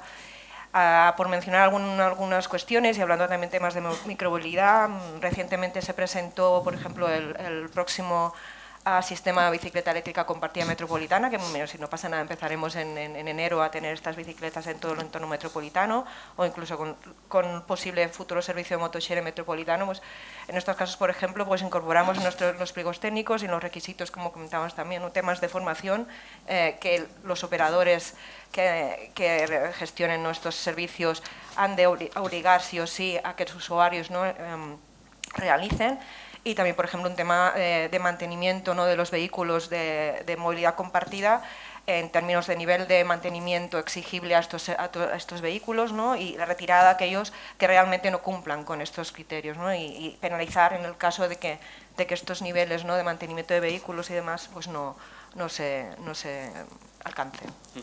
Bueno, pues vamos a empezar ya un poco ese debate con preguntas un poco más abiertas para todos. Aunque hay alguna duda, los que estamos aquí encima de la mesa estamos muy poco por encima cuidado, de esa edad que marcamos como jóvenes, muy poco por encima de los 24 o 25 años, pero un poco por encima. Y yo os quería preguntar, dentro de cada una de las entidades, ¿cómo tratáis de poneros en la piel de los jóvenes? O sea, ¿cómo os calzáis los zapatos de los jóvenes para entender cómo llegar a ellos? Porque muchas veces quizá estamos tratando de hacer la planificación, sabemos lo que es la seguridad vial desde ciertas entidades, pero igual muchas veces nos cuesta hablar su lenguaje, nos cuesta aterrizar. Veo que hay mucha intención a través de esos vídeos de 45 segundos, de esos incentivos a través de las apps de sharing, pero eso, ¿cómo desde cada una de las instituciones tratáis de acercaros a ellos entendiéndoles, sabiendo cuáles son sus requerimientos? Empiezo por aquí, venga, de izquierda, hago un barrido de izquierda a derecha lo más rápido posible. Siempre hay mucha voluntad de acercarse a los jóvenes. Nosotros tenemos la suerte de tener una red provincial de coordinadores de educación vial que trabajan con institutos, como las víctimas van a los colegios, tenemos talleres para jóvenes, trabajamos con jóvenes condenados por delitos contra la seguridad vial. Tenemos muchísimos datos que vemos que se accidentan por la noche, el fin de semana, que la mayoría son hombres, pero, y esto es un llamamiento a los jóvenes, nos es muy difícil encontrar una representación de los jóvenes. Pongo un ejemplo, en el Consejo Superior de Tráfico, en la Dirección General de Tráfico, están representados los conductores, los transportistas, los sindicatos, las víctimas. Se ha llamado al Consejo Superior de la Juventud para que acudan y tengan una voz, porque al final vemos que muchas de las políticas, principalmente de mi subdirección, la Dirección General de Tráfico, van dirigidas a los jóvenes, pero nos es muy difícil que ellos nos hablen. Nosotros intentamos ponernos en sus zapatos y, como tú dices, nos llevamos poca edad con ellos, pero aún así es necesario que en España se movilicen más y tengan una voz mayor en un tema como es la seguridad vial. Lo estamos intentando con el Consejo, con el INJUVE, pero yo hago un llamamiento a ellos para que sean muchísimo más activos, porque al final todas nuestras políticas muchas veces van dirigidos a ellos. Y aunque nosotros tengamos esa intención, si ellos nos hablasen, posiblemente conectaríamos todavía más. ¿Detectáis el resto de esa falta de representación? Sí, en términos generales, sí. De hecho, pues muchas de las acciones formativas, etcétera, la respuesta que tenemos mayoritariamente viene no tanto de este sector de jóvenes, dijéramos hasta los 24, 25 años, sino hasta, dijéramos, la educación obligatoria, ¿no? Entonces, nos falta, dijéramos, poder llegar a este segmento, ¿no? A partir de los 16 hasta los 24, cuando sí podemos llegar más fácilmente, pues, a todos aquellos jóvenes vinculados, ¿no? A la escolarización. Claro, que entiendo que, por ejemplo, a través de la DGT, a través de esos cursos que hemos dicho, de esos tratamientos, la policía que también está presente en los cursos en colegios, bueno, ahí hay un feedback directo, pero si no, es difícil poder tener un pulso real, ¿no? de lo que quieren, de lo que buscan y sobre todo de cómo dirigirnos a ellos. Yo os quería preguntar porque, claro, estamos hablando de muchas cosas nuevas que van apareciendo, no van a cesar de aparecer cosas nuevas y de alguna manera nosotros a través de la regulación, del acomodo de las infraestructuras, vamos persiguiendo todo lo nuevo que va surgiendo. Y yo quería preguntaros, ¿qué margen temporal le tenemos que dar a todo lo que hacemos ahora para poder ver resultados? Por ejemplo, pues una nueva ley de tráfico que surgió en marzo del curso pasado. Esta iniciativa de cursos en los colegios como ya dentro de la educación obligatoria. O sea, ¿cuánto tiempo a vosotros a priori consideráis que tenemos que esperar para que los resultados empiecen a florecer? Empiezo por ese lado. Por acabar, digamos, con lo que has preguntado antes, nosotros tenemos varias fuentes de feedback, como he apuntado ella, es el tema fundamental, el tema de la educación vial. Es una cuestión que no solamente sirve evidentemente para un mensaje a los jóvenes, sino nosotros coger el mensaje de los jóvenes. Tenemos otras herramientas como son los agentes tutores, que también son policías que están vinculados a la parte educativa. Y lo que estamos hablando, que queremos extender la formación vial, ya la tenemos un poco iniciada, no solamente en la edad escolar, sino en plano universitario y colectivos especiales, como ella también ha apuntado. Y ahora vamos a lanzar una iniciativa que es, dentro del plan de estrategia de seguridad vial, hacer un buzón de seguridad vial, que está abierto a toda la sociedad, incluida a los jóvenes, para que todo el mundo pues, pueda aportar sus ideas o pueda aportar sus sugerencias sobre el tema. Entonces, sobre lo que me has preguntado, que ya no me acuerdo. Gerardo se escapa como buen político de la... No. Me planteo cuánto... Bueno, el tema de los objetivos. ¿Qué plazo podemos sí. para que realmente todo el trabajo que hacemos hoy dé un futuro, o sea, de un resultado? A ver, nuestro deseo sería que fuera inmediato, pero vamos, no va a ser nuestra idea. Pero tenemos, evidentemente, unos horizontes marcados que son el 2030 reducir la mitad de las víctimas y en el 2050 la visión cero. Pero es evidentemente que esos son objetivos que tenemos a medio y largo plazo. Pero evidentemente nuestro deseo sería que los objetivos fueran lo más inmediatos posibles. Bueno, por ejemplo, en Barcelona se situaban en 2 años el aumento del uso de la bicicleta. ¿Qué esperanza le dais a vuestras iniciativas para que se cumplan? Bueno, a ver, de forma positiva he de decir, por ejemplo, que la tasa de accidentalidad vinculada a bicicleta, aun cuando su uso ha incrementado muchísimo estos últimos años, ha mantenido estable. O sea que dentro de eso lo que estamos realizando con lo que tenemos hasta ahora a nivel de regulación normativa, formación, etcétera, parece que está funcionando. Pero sí que es cierto que no es fácil, ¿no? Conseguir estos objetivos, los objetivos de visión cero, de reducción de siniestralidad en estos 4 años o 5 que nos queda por delante no es fácil, pero bueno, queremos ser positivos y esperamos que sobre todo con esta, ¿no? La introducción obligatoria en el currículum escolar, esta iniciativa en un corto margen de tiempo se vean traducidos estos resultados, ¿no? Esta pregunta no estaba en el guión, pero os la voy a hacer. A veces os sentís un poco abrumados con la cantidad de innovaciones que surgen, con la rapidez de los medios sociales, cómo cambia el gusto de los jóvenes a la hora de recibir información. ¿Os sentís un poco abrumados y os cuesta digerir tanto cambio de conducta para plantear vuestras políticas? Abrumados y estresados. Pero sí, las cosas cambian rápidamente y la Administración, desgraciadamente, en muchas ocasiones va por detrás. Nos vamos adaptando a medida que vamos pudiendo. Yo, en relación con la pregunta anterior, las estrategias habitualmente se hacen a 10 años porque son los plazos que nos marcamos, sobre todo cuando son medidas de cambios culturales, de aptitudes. Pero muchas veces la propia sociedad nos sorprende porque cuando se hizo el análisis del año de los 30 kilómetros por hora en las ciudades, como he dicho antes, no fue una labor exclusiva de una ley nacional, fue que todos los ayuntamientos se pusieron a trabajar a la vez. En un año bajaron un 21% los muertos en las ciudades. La sociedad reacciona. Es verdad que reacciona de forma más rápida a las medidas más de vigilancia y control que a las medidas educativas, que son más a medio plazo, pero la sociedad española reacciona, y una prueba son los datos que han dado antes de que nuestra posición en datos es buena a nivel europeo. Sí, que lo comparaba Marga con Europa y decíamos, teníamos motivos para sentirnos, dentro de lo que cabe, orgullosos, ¿no? de esas ratios. Yo quería preguntaros si hay un margen de mejora en la formación de conductores, pero no de los jóvenes, sino en general cuando se les retira el carné. Hablo yo primero. Sí.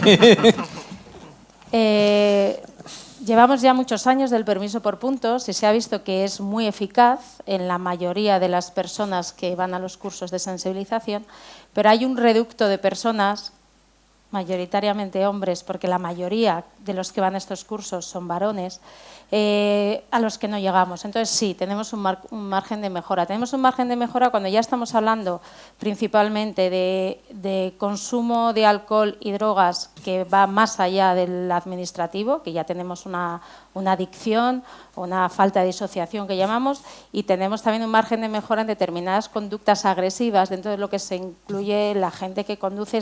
Yo sé que está mal, sé que hay un riesgo, pero lo voy a seguir haciendo. Tenemos ahí una parte de reincidentes que tenemos que abordar, y ahí tenemos indiscutiblemente un margen de mejora. Sí. Guillermo y José Manuel, en estas preguntas se me quedan atrás, pero yo también quiero preguntarles a ellos si coinciden con eso o si consideran que un régimen sancionador más fuerte, esto desde vuestras instituciones o desde vuestra propia experiencia como conductores y como usuarios, si consideráis que un régimen sancionador más fuerte incidiría en una mejora. Bueno, yo creo que hace falta formación, información y sanción. O sea, formación 10 años, información quizá menos, pero la sanción, desgraciadamente, es muy importante. Tú no pasas la ITV, pero el día que te para este señor y son 200 euros, ya que no la volvéis a olvidar nunca más, ¿no? Entonces, yo creo que hay que mezclar las tres cosas. Hay que mezclar las tres cosas. El formativo, no quería dejar de pasar un punto que estamos apuntando a los jóvenes, pero has dicho el car sharing familiar. Yo creo que hay algo que hacemos todos mal y que yo creo que está bien decirlo. Es decir, cuando tenemos la suerte de tener más de un coche en la familia y tenemos hijos, por cierto, la edad que has puesto, es que si no lo digo reviento. Yo que creía que era joven, ya no te he entendido quiénes era la gente que has dicho al principio. Bueno, es verdad que al principio he dicho que éramos jóvenes y luego he dicho que casi no. Pero, sí, bueno, pero cuando has puesto 24, mis hijos es que ya no son jóvenes, entonces me has jorobado. Pero como he pasado por la época en que han sido jóvenes mis hijos, yo creo que yo lo hacía mal y ese es un mensaje de esas píldoras, a lo mejor de 2 minutos, porque los mayores aguantamos más. Es decir, si tenemos 2 coches en casa, ¿cuál le dejamos al joven? El más viejo, para que no nos lo estropee. Lo que hay que dejarle es el que tenga más medidas de seguridad. Entonces hay acciones que tomar formativas, no solo para los jóvenes, sino a lo mejor también para las personas con las que conviven y sobre todo en ese car sharing familiar. Sí, muchas veces pensamos en lo que pueden hacer las instituciones, los ayuntamientos, las áreas metropolitanas, e incluso y el individuo luego tiene mucho poder dentro de su radio de acción. ¿Estáis de acuerdo, tanto en el área metropolitana como en el ayuntamiento, que el régimen sancionador es un arma y que no podemos negar esa evidencia? Es muy importante el tema de la vigilancia y que esa vigilancia sea efectiva. Es decir, en primer lugar hay que detectar al infractor y después que esa infracción, yo no sé lo que pensará Barcelona, evidentemente tiene que ir acompañada de una sanción rápida y eficaz. Es decir, de nada vale que pongamos X denuncias si luego esa denuncia se pierde en un procedimiento sancionador farragoso que al final no llega a nada. Entonces, es muy importante el tema de la vigilancia. Evidentemente, no solamente hay que completar lo que ha dicho él, educación, formación y sanción. Y Barcelona dice, Maite. Sí, no, totalmente de acuerdo que se ha de trabajar en los tres ámbitos. O sea, las sanciones, desgraciadamente, vamos a tenerlas sí o sí ahora, en el futuro y en el largo plazo, porque bueno, es una herramienta también que nos permite realmente ahondar un poco más en esta concienciación, ¿no? Y en el ámbito empresarial, porque yo creo que además del car sharing... sí, Guillermo, si me permite, simplemente claro. una puntualización. Yo cuando he hablado de concienciar y educar, yo siempre me remito en educar a una frase que decía un buen amigo de Mari nuestro, que es Bartolomé Vargas, el exfiscal de Seguridad Vial, que decía que sancionar también es educar. Yo por eso, cuando hablo de educar, estoy incluyendo la palabra sancionar, porque es evidente que la educación y la concienciación pasa por lo que estamos hablando de distintos tipos de píldoras o de información, pero es que la sanción también es educar. Decía que, además de que es un buen titular, decía que además de la nueva movilidad en las ciudades, en los últimos años hemos visto cómo han proliferado muchísimas empresas de reparto. Antes el e-commerce nos parecía como algo que bueno sí, pero... Y hoy en día, ¿quién no tiene 40 paquetes en el portal de casa, ¿no? Que llegan constantemente? Y eso se ha convertido en un problema de tráfico, porque normalmente esos agentes de reparto tienen un horario muy marcado, tienen una necesidad de cubrir unos tramos muy grandes. ¿Qué podemos hacer con ese ámbito empresarial? ¿Cómo podemos mejorar esa formación? ¿Cómo podemos mejorar esa realidad? Lo centro sobre todo en ellos dos, aunque sí en Barcelona y en Madrid, aunque si alguno de vosotros quiere darme su opinión, por supuesto. Bueno, realmente sí que es cierto que tenemos, respecto a este tema de distribución urbana de mercancías, un problema importante, sobre todo en temas de ocupación del espacio y de convivencia con el resto de usuarios del espacio público. Y bueno, desde la Metropolitana de Barcelona y Barcelona Ciudad pues están intentando trabajar con este sector a la hora de definir de definir y de hacer llegar la normativa de regulación que ya existe, de definir, por ejemplo, espacios específicos para este tipo de reparto, de intentar trabajar también con las compañías de operadores logísticos y compañías en el cumplimiento de cierta normativa respecto de muchas de estas personas que mayoritariamente son autónomos, ¿no? y que bueno, desgraciadamente, como comentabas, ¿no? tienen unos objetivos de entregas, etcétera, que hacen que, en algunos casos, la circulación por estas ciudades pues sea difícil. Y bueno, estamos intentando abrir este campo. Es muy difícil, es una asignatura que tenemos pendiente, supongo que también pasa con el resto de ciudades y territorios, pero bueno, estamos trabajando en ello. A ver si en breve podemos intentar no reducir realmente el impacto que está teniendo. La formación es que es muy complicada porque nosotros tenemos una experiencia muy... llevamos mucho tiempo trabajando con las principales empresas para formar a sus trabajadores. Mientras han sido autónomos, ellos publicitan nuestro curso y se apuntan los que quieren. Ha habido una sentencia hace poco que a una de ellas les ha obligado a hacer los laborales. Globo, ¿no? Y ahí ya hemos formado a todos los trabajadores. Entonces, claro, es muy difícil llegar al autónomo, es muy complicado, porque tiene que ser él voluntariamente incentivarle. Y que además ahí presenta también una diversidad muy grande, porque contamos desde la furgoneta, el coche, la motocicleta, la bicicleta, o sea, es un universo, creo que daría para hacer otro informe y otra tertulia como esta. Y diferentes nacionalidades, que al final no han recibido todos la misma educación, entonces hay que partir muchas veces de una formación muy básica de lo que nuestros niños ya han interiorizado andando por nuestras calles, muchos de ellos no. Claro, no sé si... Bueno, Guillermo nos quería decir algo. Guillermo. No, simplemente puntualizar que es uno de los datos que el informe sobre la contribución de la ITV a la sociedad que ha elaborado la Universidad Carlos III refleja, que es el nivel de absentismo tan elevado que hay en las furgonetas, que es muy importante. Yo creo que ahí tenemos un campo importante de trabajo, sobre todo el incremento del e-commerce ha generado pues esa situación y hay cosas tan elementales como ahora mismo se están implantando en aquellas ciudades que todavía no se han hecho, las zonas de baja de emisiones, ¿no? Con un control de los vehículos por matrícula de una forma sistemática. Pues yo creo que una de las formas es utilizar esa infraestructura para poder controlar esas furgonetas, no furgonetas, diría cualquier vehículo, pero centrémonos en las furgonetas, que es las que más nivel de absentismo tienen ahora mismo, de control para que no entren en esas zonas de bajas emisiones, o se les sancione o se ponga algún tipo de control, pero que yo creo que tenemos herramientas que no estamos utilizando a todo su potencial actualmente. Está bien a punto. Bien, es un tema muy complejo, muy nuevo y muy complejo. ¿Por qué? Porque en primer lugar está el tema de seguridad vial, lo que ha dicho, bueno, aparte de la convivencia, los malos estacionamientos, etcétera, etcétera, el tema de las prisas, y eso va en repercusión de la seguridad vial. Es decir, los que hacen el reparto tienen que repartir X paquetes en X tiempo, con lo cual va en detrimento va a mayor velocidad de la que deben de ir, sueltan el vehículo donde sea, etcétera, etcétera, están produciendo peligro. Entonces hay que ir vamos a lo de antes, a una formación de los conductores, a una formación de las empresas, es decir, no se puede estresar laboralmente a una persona diciendo que en 8 horas tiene que entregar 80 paquetes. Es materialmente imposible. Entonces habría que hacer el curso de formación a los conductores, a las empresas, para que evidentemente sus objetivos empresariales no vayan en contra de la seguridad vial, e incluso ya llegar al tema de, digamos, del papel corporativo de la empresa. Si una empresa tiene muchísimos accidentes, aparte de que va a repercutir en las bajas laborales, en el propio prestigio de la empresa. Es decir, buscar un poco, ahondar en el sentido de decir, una empresa X de distribución no puede cargar con que tiene X accidentes al día por cumplir ciertos objetivos.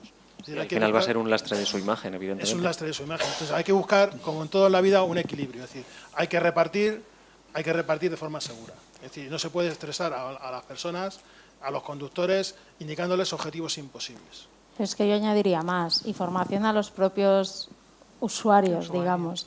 Es muy llamativo que cuando tú compras, yo compro mucho, si tú compras en el e-commerce y pides varias cosas, dice, elija usted que se lo entreguen todo en un solo viaje o le entreguen uno a las 12, otro.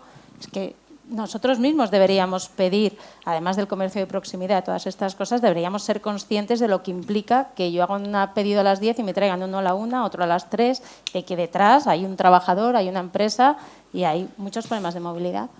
Bueno, no es el tema del informe, pero No, realmente pero hay que sí que apunta y sí que también, por ligarlo un poco, es el modo en el que más compran los jóvenes, o sea que cierta relación tiene todo. Decíamos al principio del informe que desde DECRA y desde la organización nos sentíamos orgullosos de poder decir que es en esta mesa donde se sientan los principales actores de la seguridad vial en España para debatir temas tan importantes como los que estamos comentando. Teníamos el compromiso de estar 1 hora conversando y llevamos ya 1 hora, así que vamos a cerrar esta mesa. Y os voy a hacer una petición y de esta no os libráis ninguno. ¿Qué compromisos os gustaría adoptar entre todos para mejorar esta situación que nos ha descrito Marga, que en algunos aspectos veíamos que iba mejor, pero que no deja de tener un trasfondo muy negativo, como nos señalaban las cifras? Empiezo de derecha a izquierda, perdón, con esos compromisos que creemos que podemos adoptar y que nos gustaría que se vieran hechos realidad.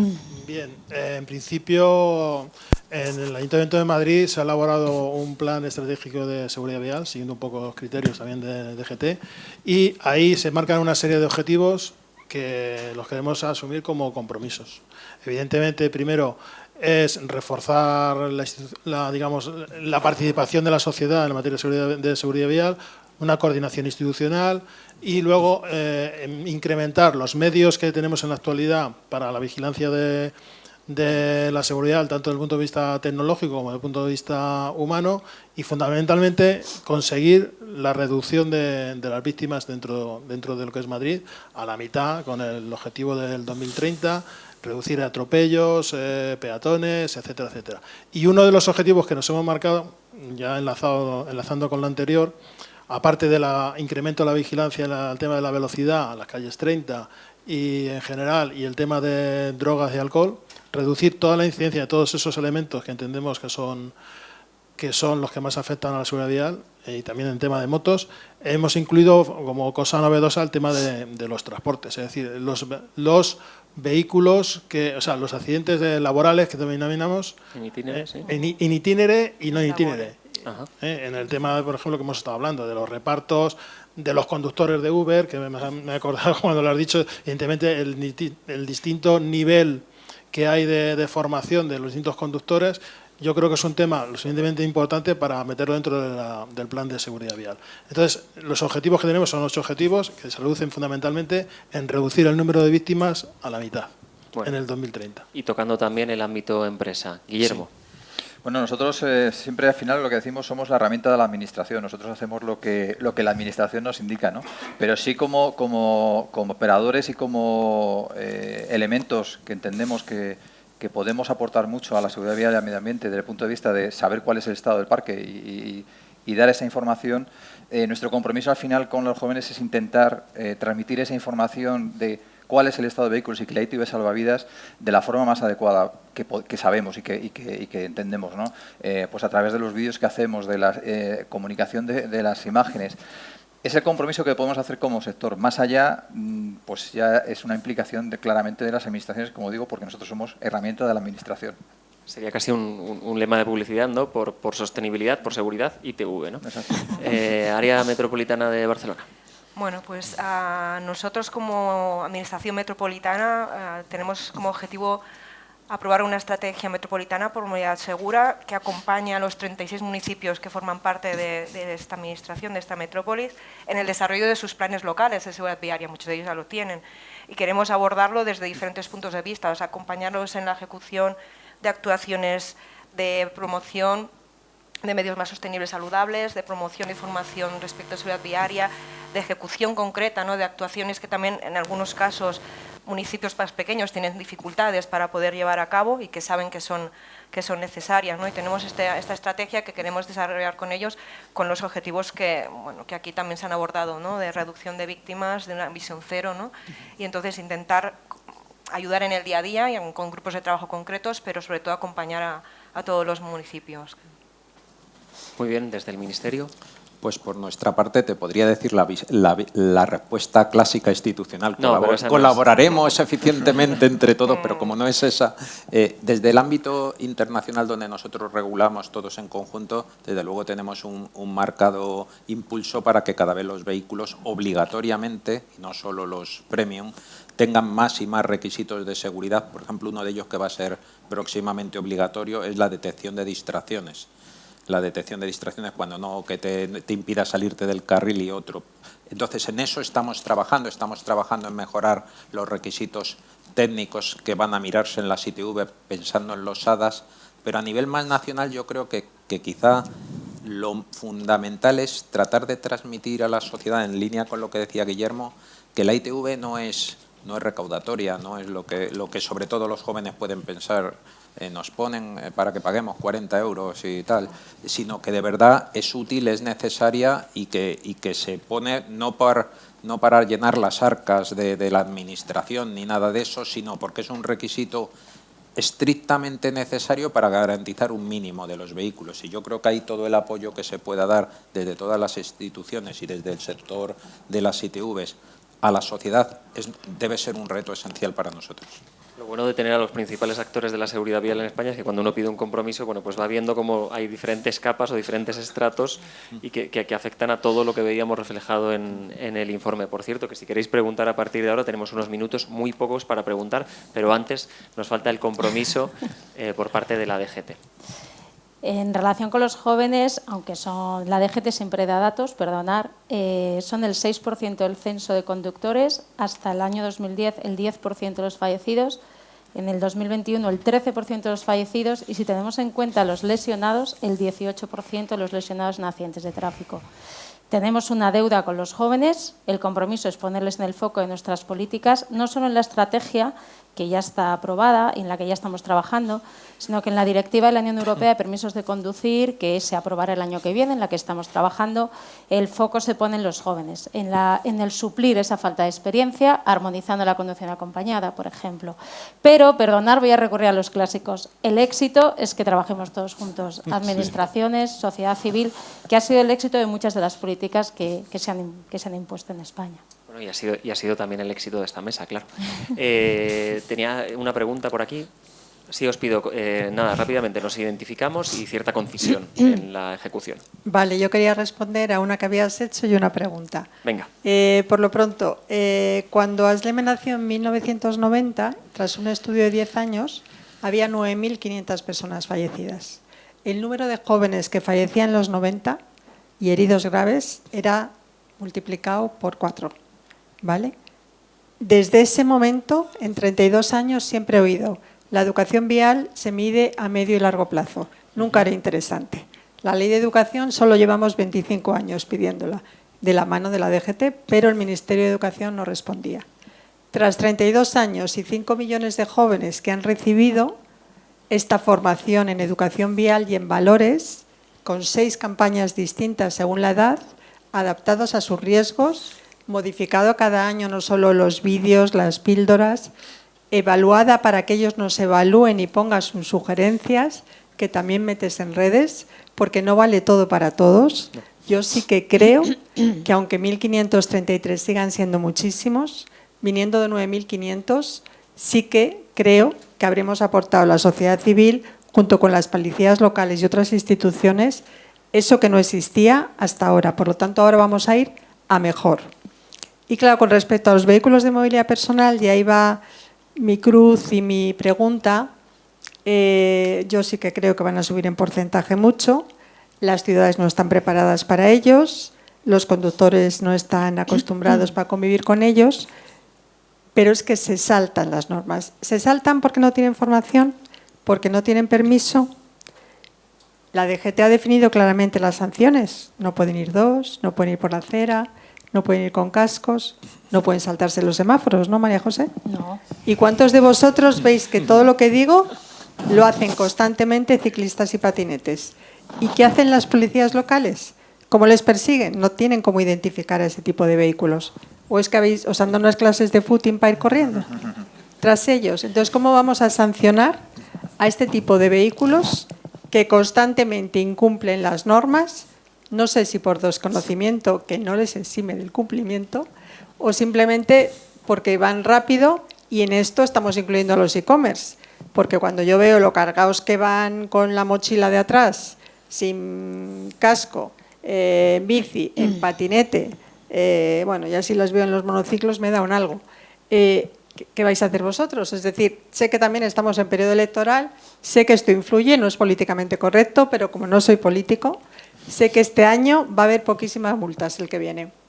Lo sé, porque entre las locales, las no locales y las autonómicas, a ver qué ayuntamiento se atreve a poner multas. Pero es que aunque os atrevierais, ¿cómo les encontráis? Si es que en lo que perseguís a uno se os han escapado 4. Bueno, Entonces pues, no pondríais a los coches. Gerardo, Maite, no iba a ser yo quien pusiera la pregunta más difícil de la mañana. Tengo una solución.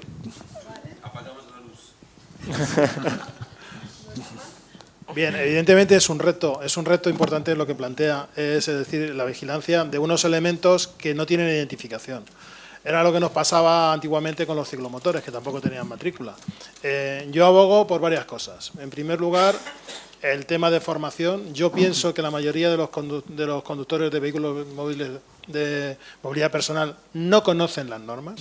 O sea, es que no se les ha exigido en ningún lado que se saquen el permiso de conducir. Una persona en Madrid con 15 años, puede conducir un vehículo de movilidad personal.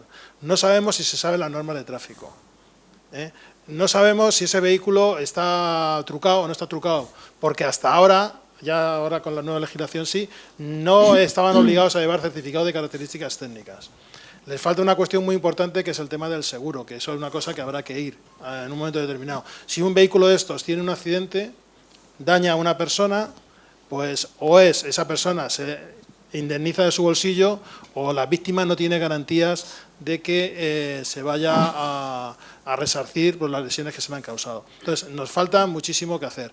En el tema de la vigilancia, evidentemente, a los que se les pueda pillar, se les va a pillar. Hace muy poco, una anécdota me contaron de que una persona circulando con un vehículo de movilidad personal por la Plaza de Oriente, que iba haciendo un poquito como ese, le pararon, le hicieron la prueba de alcoholemia y dio positivo 0,90. Y claro, y esta persona decía, pero ¿cómo si esto no es un vehículo? No, sí señor, es un vehículo. Es un vehículo y usted no tiene responsabilidad penal porque no es un vehículo a motor, ni un ciclomotor que no está tipificado. Pero la gente no es consciente de este tema. Yo pienso que hay bastante desconocimiento por parte del usuario, que entiendo que tenemos que aumentar ese grado de conocimiento para exigir el comportamiento. Y yo pienso que hay muchas personas que van en vehículos de movilidad personal que por puro miedo, no por irresponsabilidad, van por la acera. ¿Por qué? Porque tienen miedo a ir por la calzada. Porque tampoco se les ha hecho una prueba del manejo de ese vehículo. Es decir, yo mismamente puedo alquilar un vehículo y yo no me he montado nunca. A lo mejor mi habilidad dentro de estos vehículos no es la más adecuada.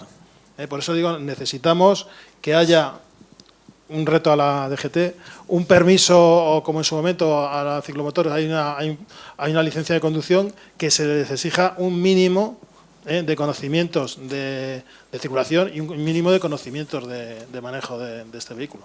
Me ha gustado, Gerardo, aumentar el conocimiento para que exigir en el comportamiento. Maite, yo no sé si tienes algo que añadir. Bueno, realmente para este tipo de vehículos, ¿no?, y de movilidad, pues lo que se hace habitualmente y hemos estado realizando en Barcelona y en los municipios metropolitanos son campañas específicas para detección de conductas no adecuadas, ¿no?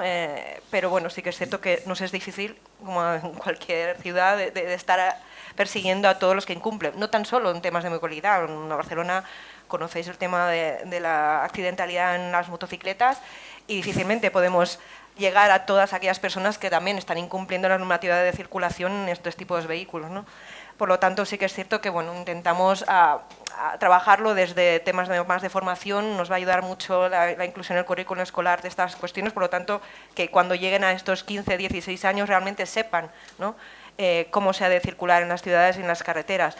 Pero no tan solo a estos usuarios de movilidad, sino yo creo que el resto de los usuarios de otros tipos de medios de transporte hemos de saber también cómo han de circular, ¿no?, el resto de estos usuarios, y realmente conocer que si los tenemos delante nuestro en una calle, pues están haciéndolo bien, y cómo tenemos también que comportarnos nosotros, ¿no? Por lo tanto, al final es un tema también de convivencia, volvemos a lo mismo, ¿no? Es un tema de educación, pero para todo el mundo, ¿no?, transversalmente.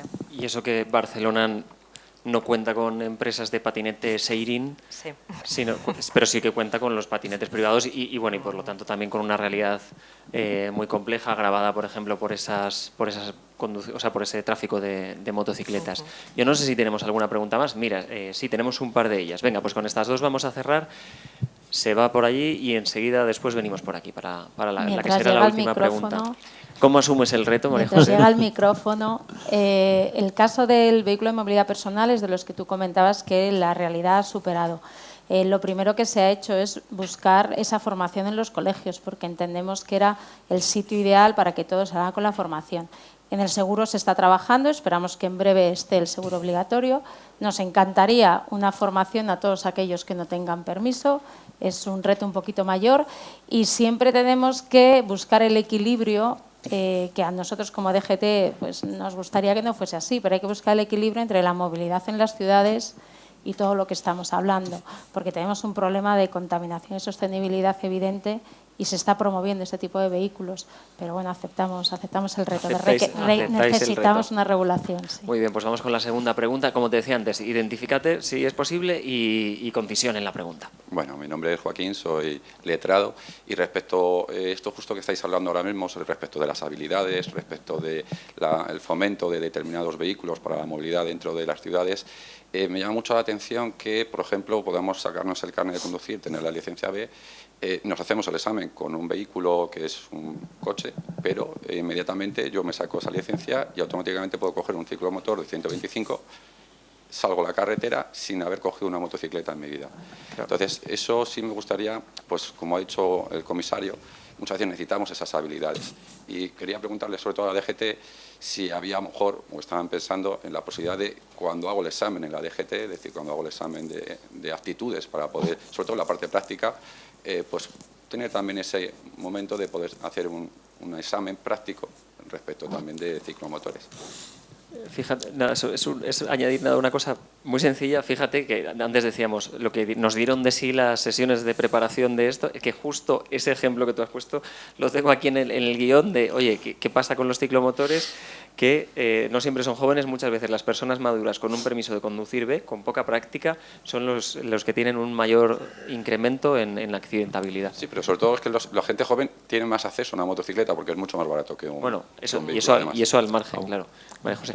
En la estrategia actual está puesto el estudio de la modificación. Cuando esa medida se tomó fue hace muchos años para promover el uso de la motocicleta en determinadas ciudades en las que se estaban colapsando.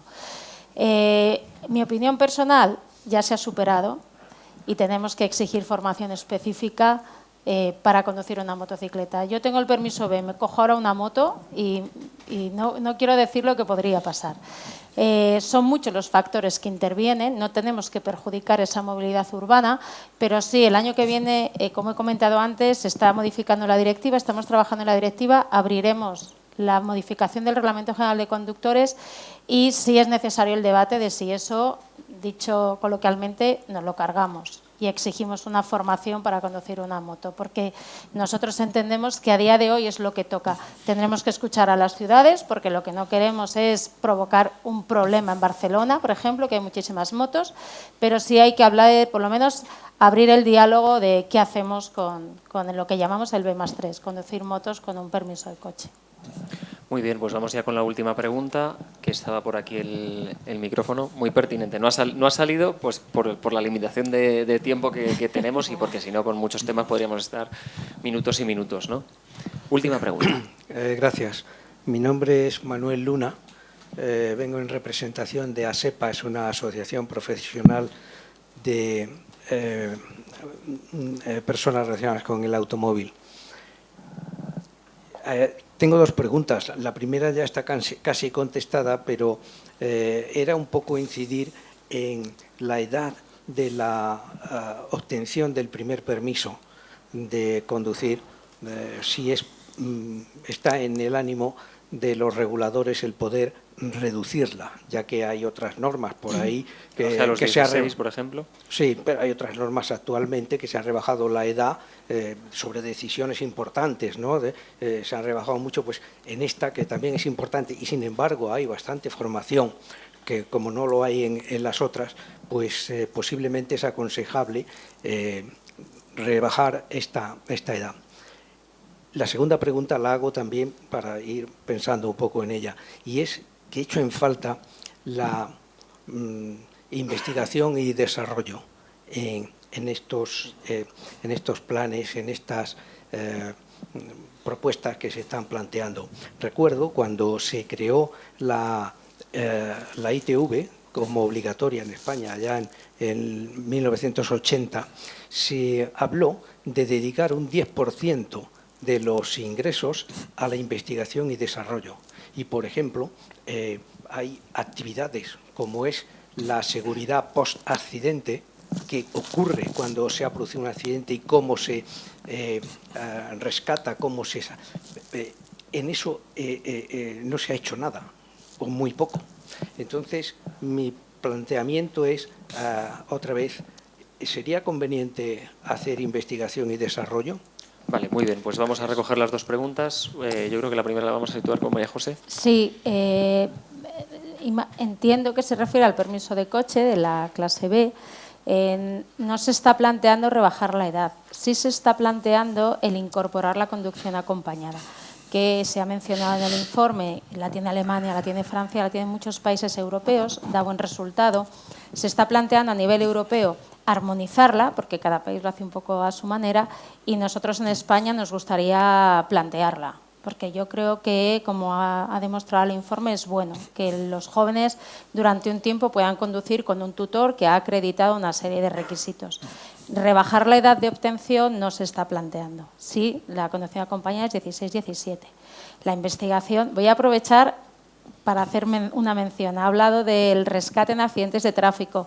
Hace poco ha habido el Campeonato Mundial de Excarcelación y lo han ganado los bomberos españoles de Valencia. Es verdad que no es tanto investigación y desarrollo como una labor de una asociación de bomberos española que aglutina a sanitarios, policías y han ganado en excarcelación de accidentes. Yo aprovecho para hacer una mención a los compañeros.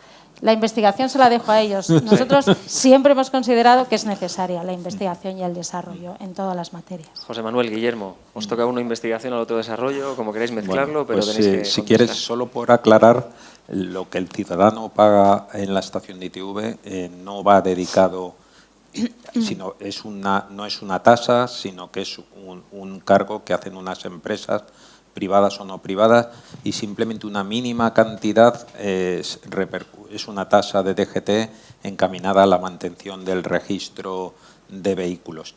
Dicho en este sentido, por supuesto que se hace, no somos una isla, las características de la inspección se hacen en Bruselas y ahí se está haciendo impact assessment y a la hora de impactar cosas en cuanto a la ITV. En cuanto a los vehículos, por ejemplo, se ha implementado un sistema obligatorio fundamental para lo que decías, Manolo, que es el e-call. Es decir, los vehículos, te das un golpetazo y llama automáticamente, los vehículos nuevos a partir de una determinada fecha, llama automáticamente al 010, que desde luego es un avance increíble y te manda la geolocalización, algo hecho de manera obligatoria. En ese sentido, yo creo que se están haciendo cosas y que, por otra parte, los aspectos post-accidentes, tanto la DGT como las policías municipales y autonómicas, hacen, no sé si investigación o desarrollo, pero análisis de las situaciones. Guillermo, ¿alguna mención, alguna apuesta? Bueno, sí, el redundar en que a lo mejor posiblemente es un hecho que no estamos llegando o no estamos transmitiendo toda la información de todos los estudios que estamos realizando del sector de ITV.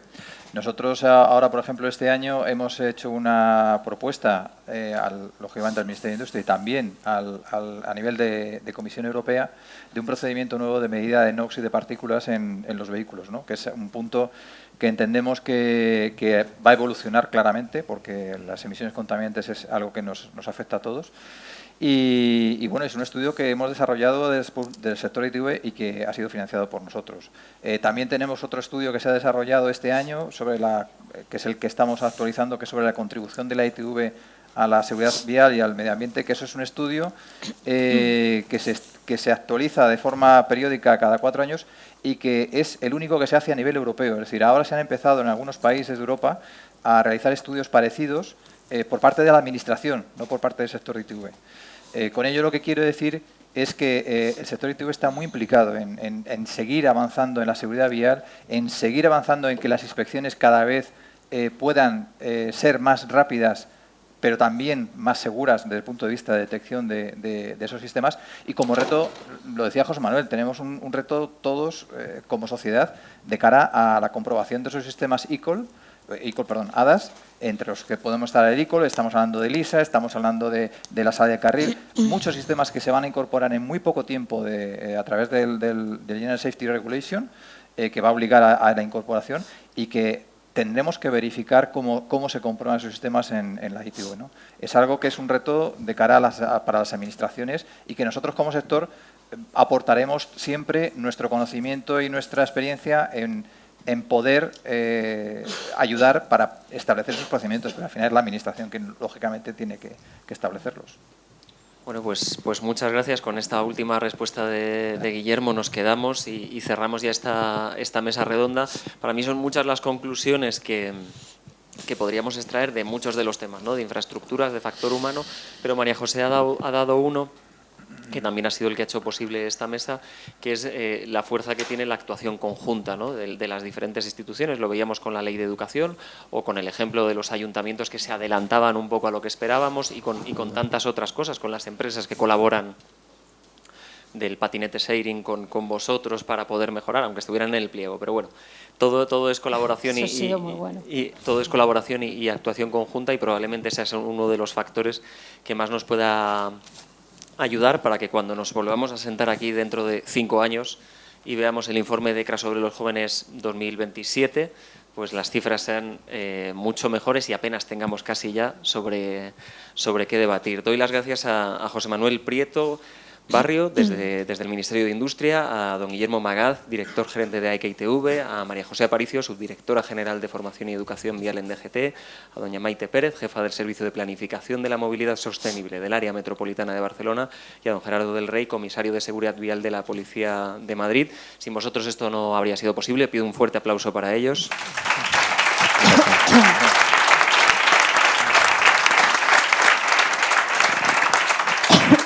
Como decía, para la organización y para DECRA es un orgullo poder tener esa mesa donde se sientan los principales actores de la seguridad vial, y también es un orgullo tener un público como vosotros, que habéis sido capaces de estar ahí, de aguantarnos en esta charla y sobre todo de hacer las mejores preguntas. Así que un fuerte aplauso para vosotros y con esto terminamos.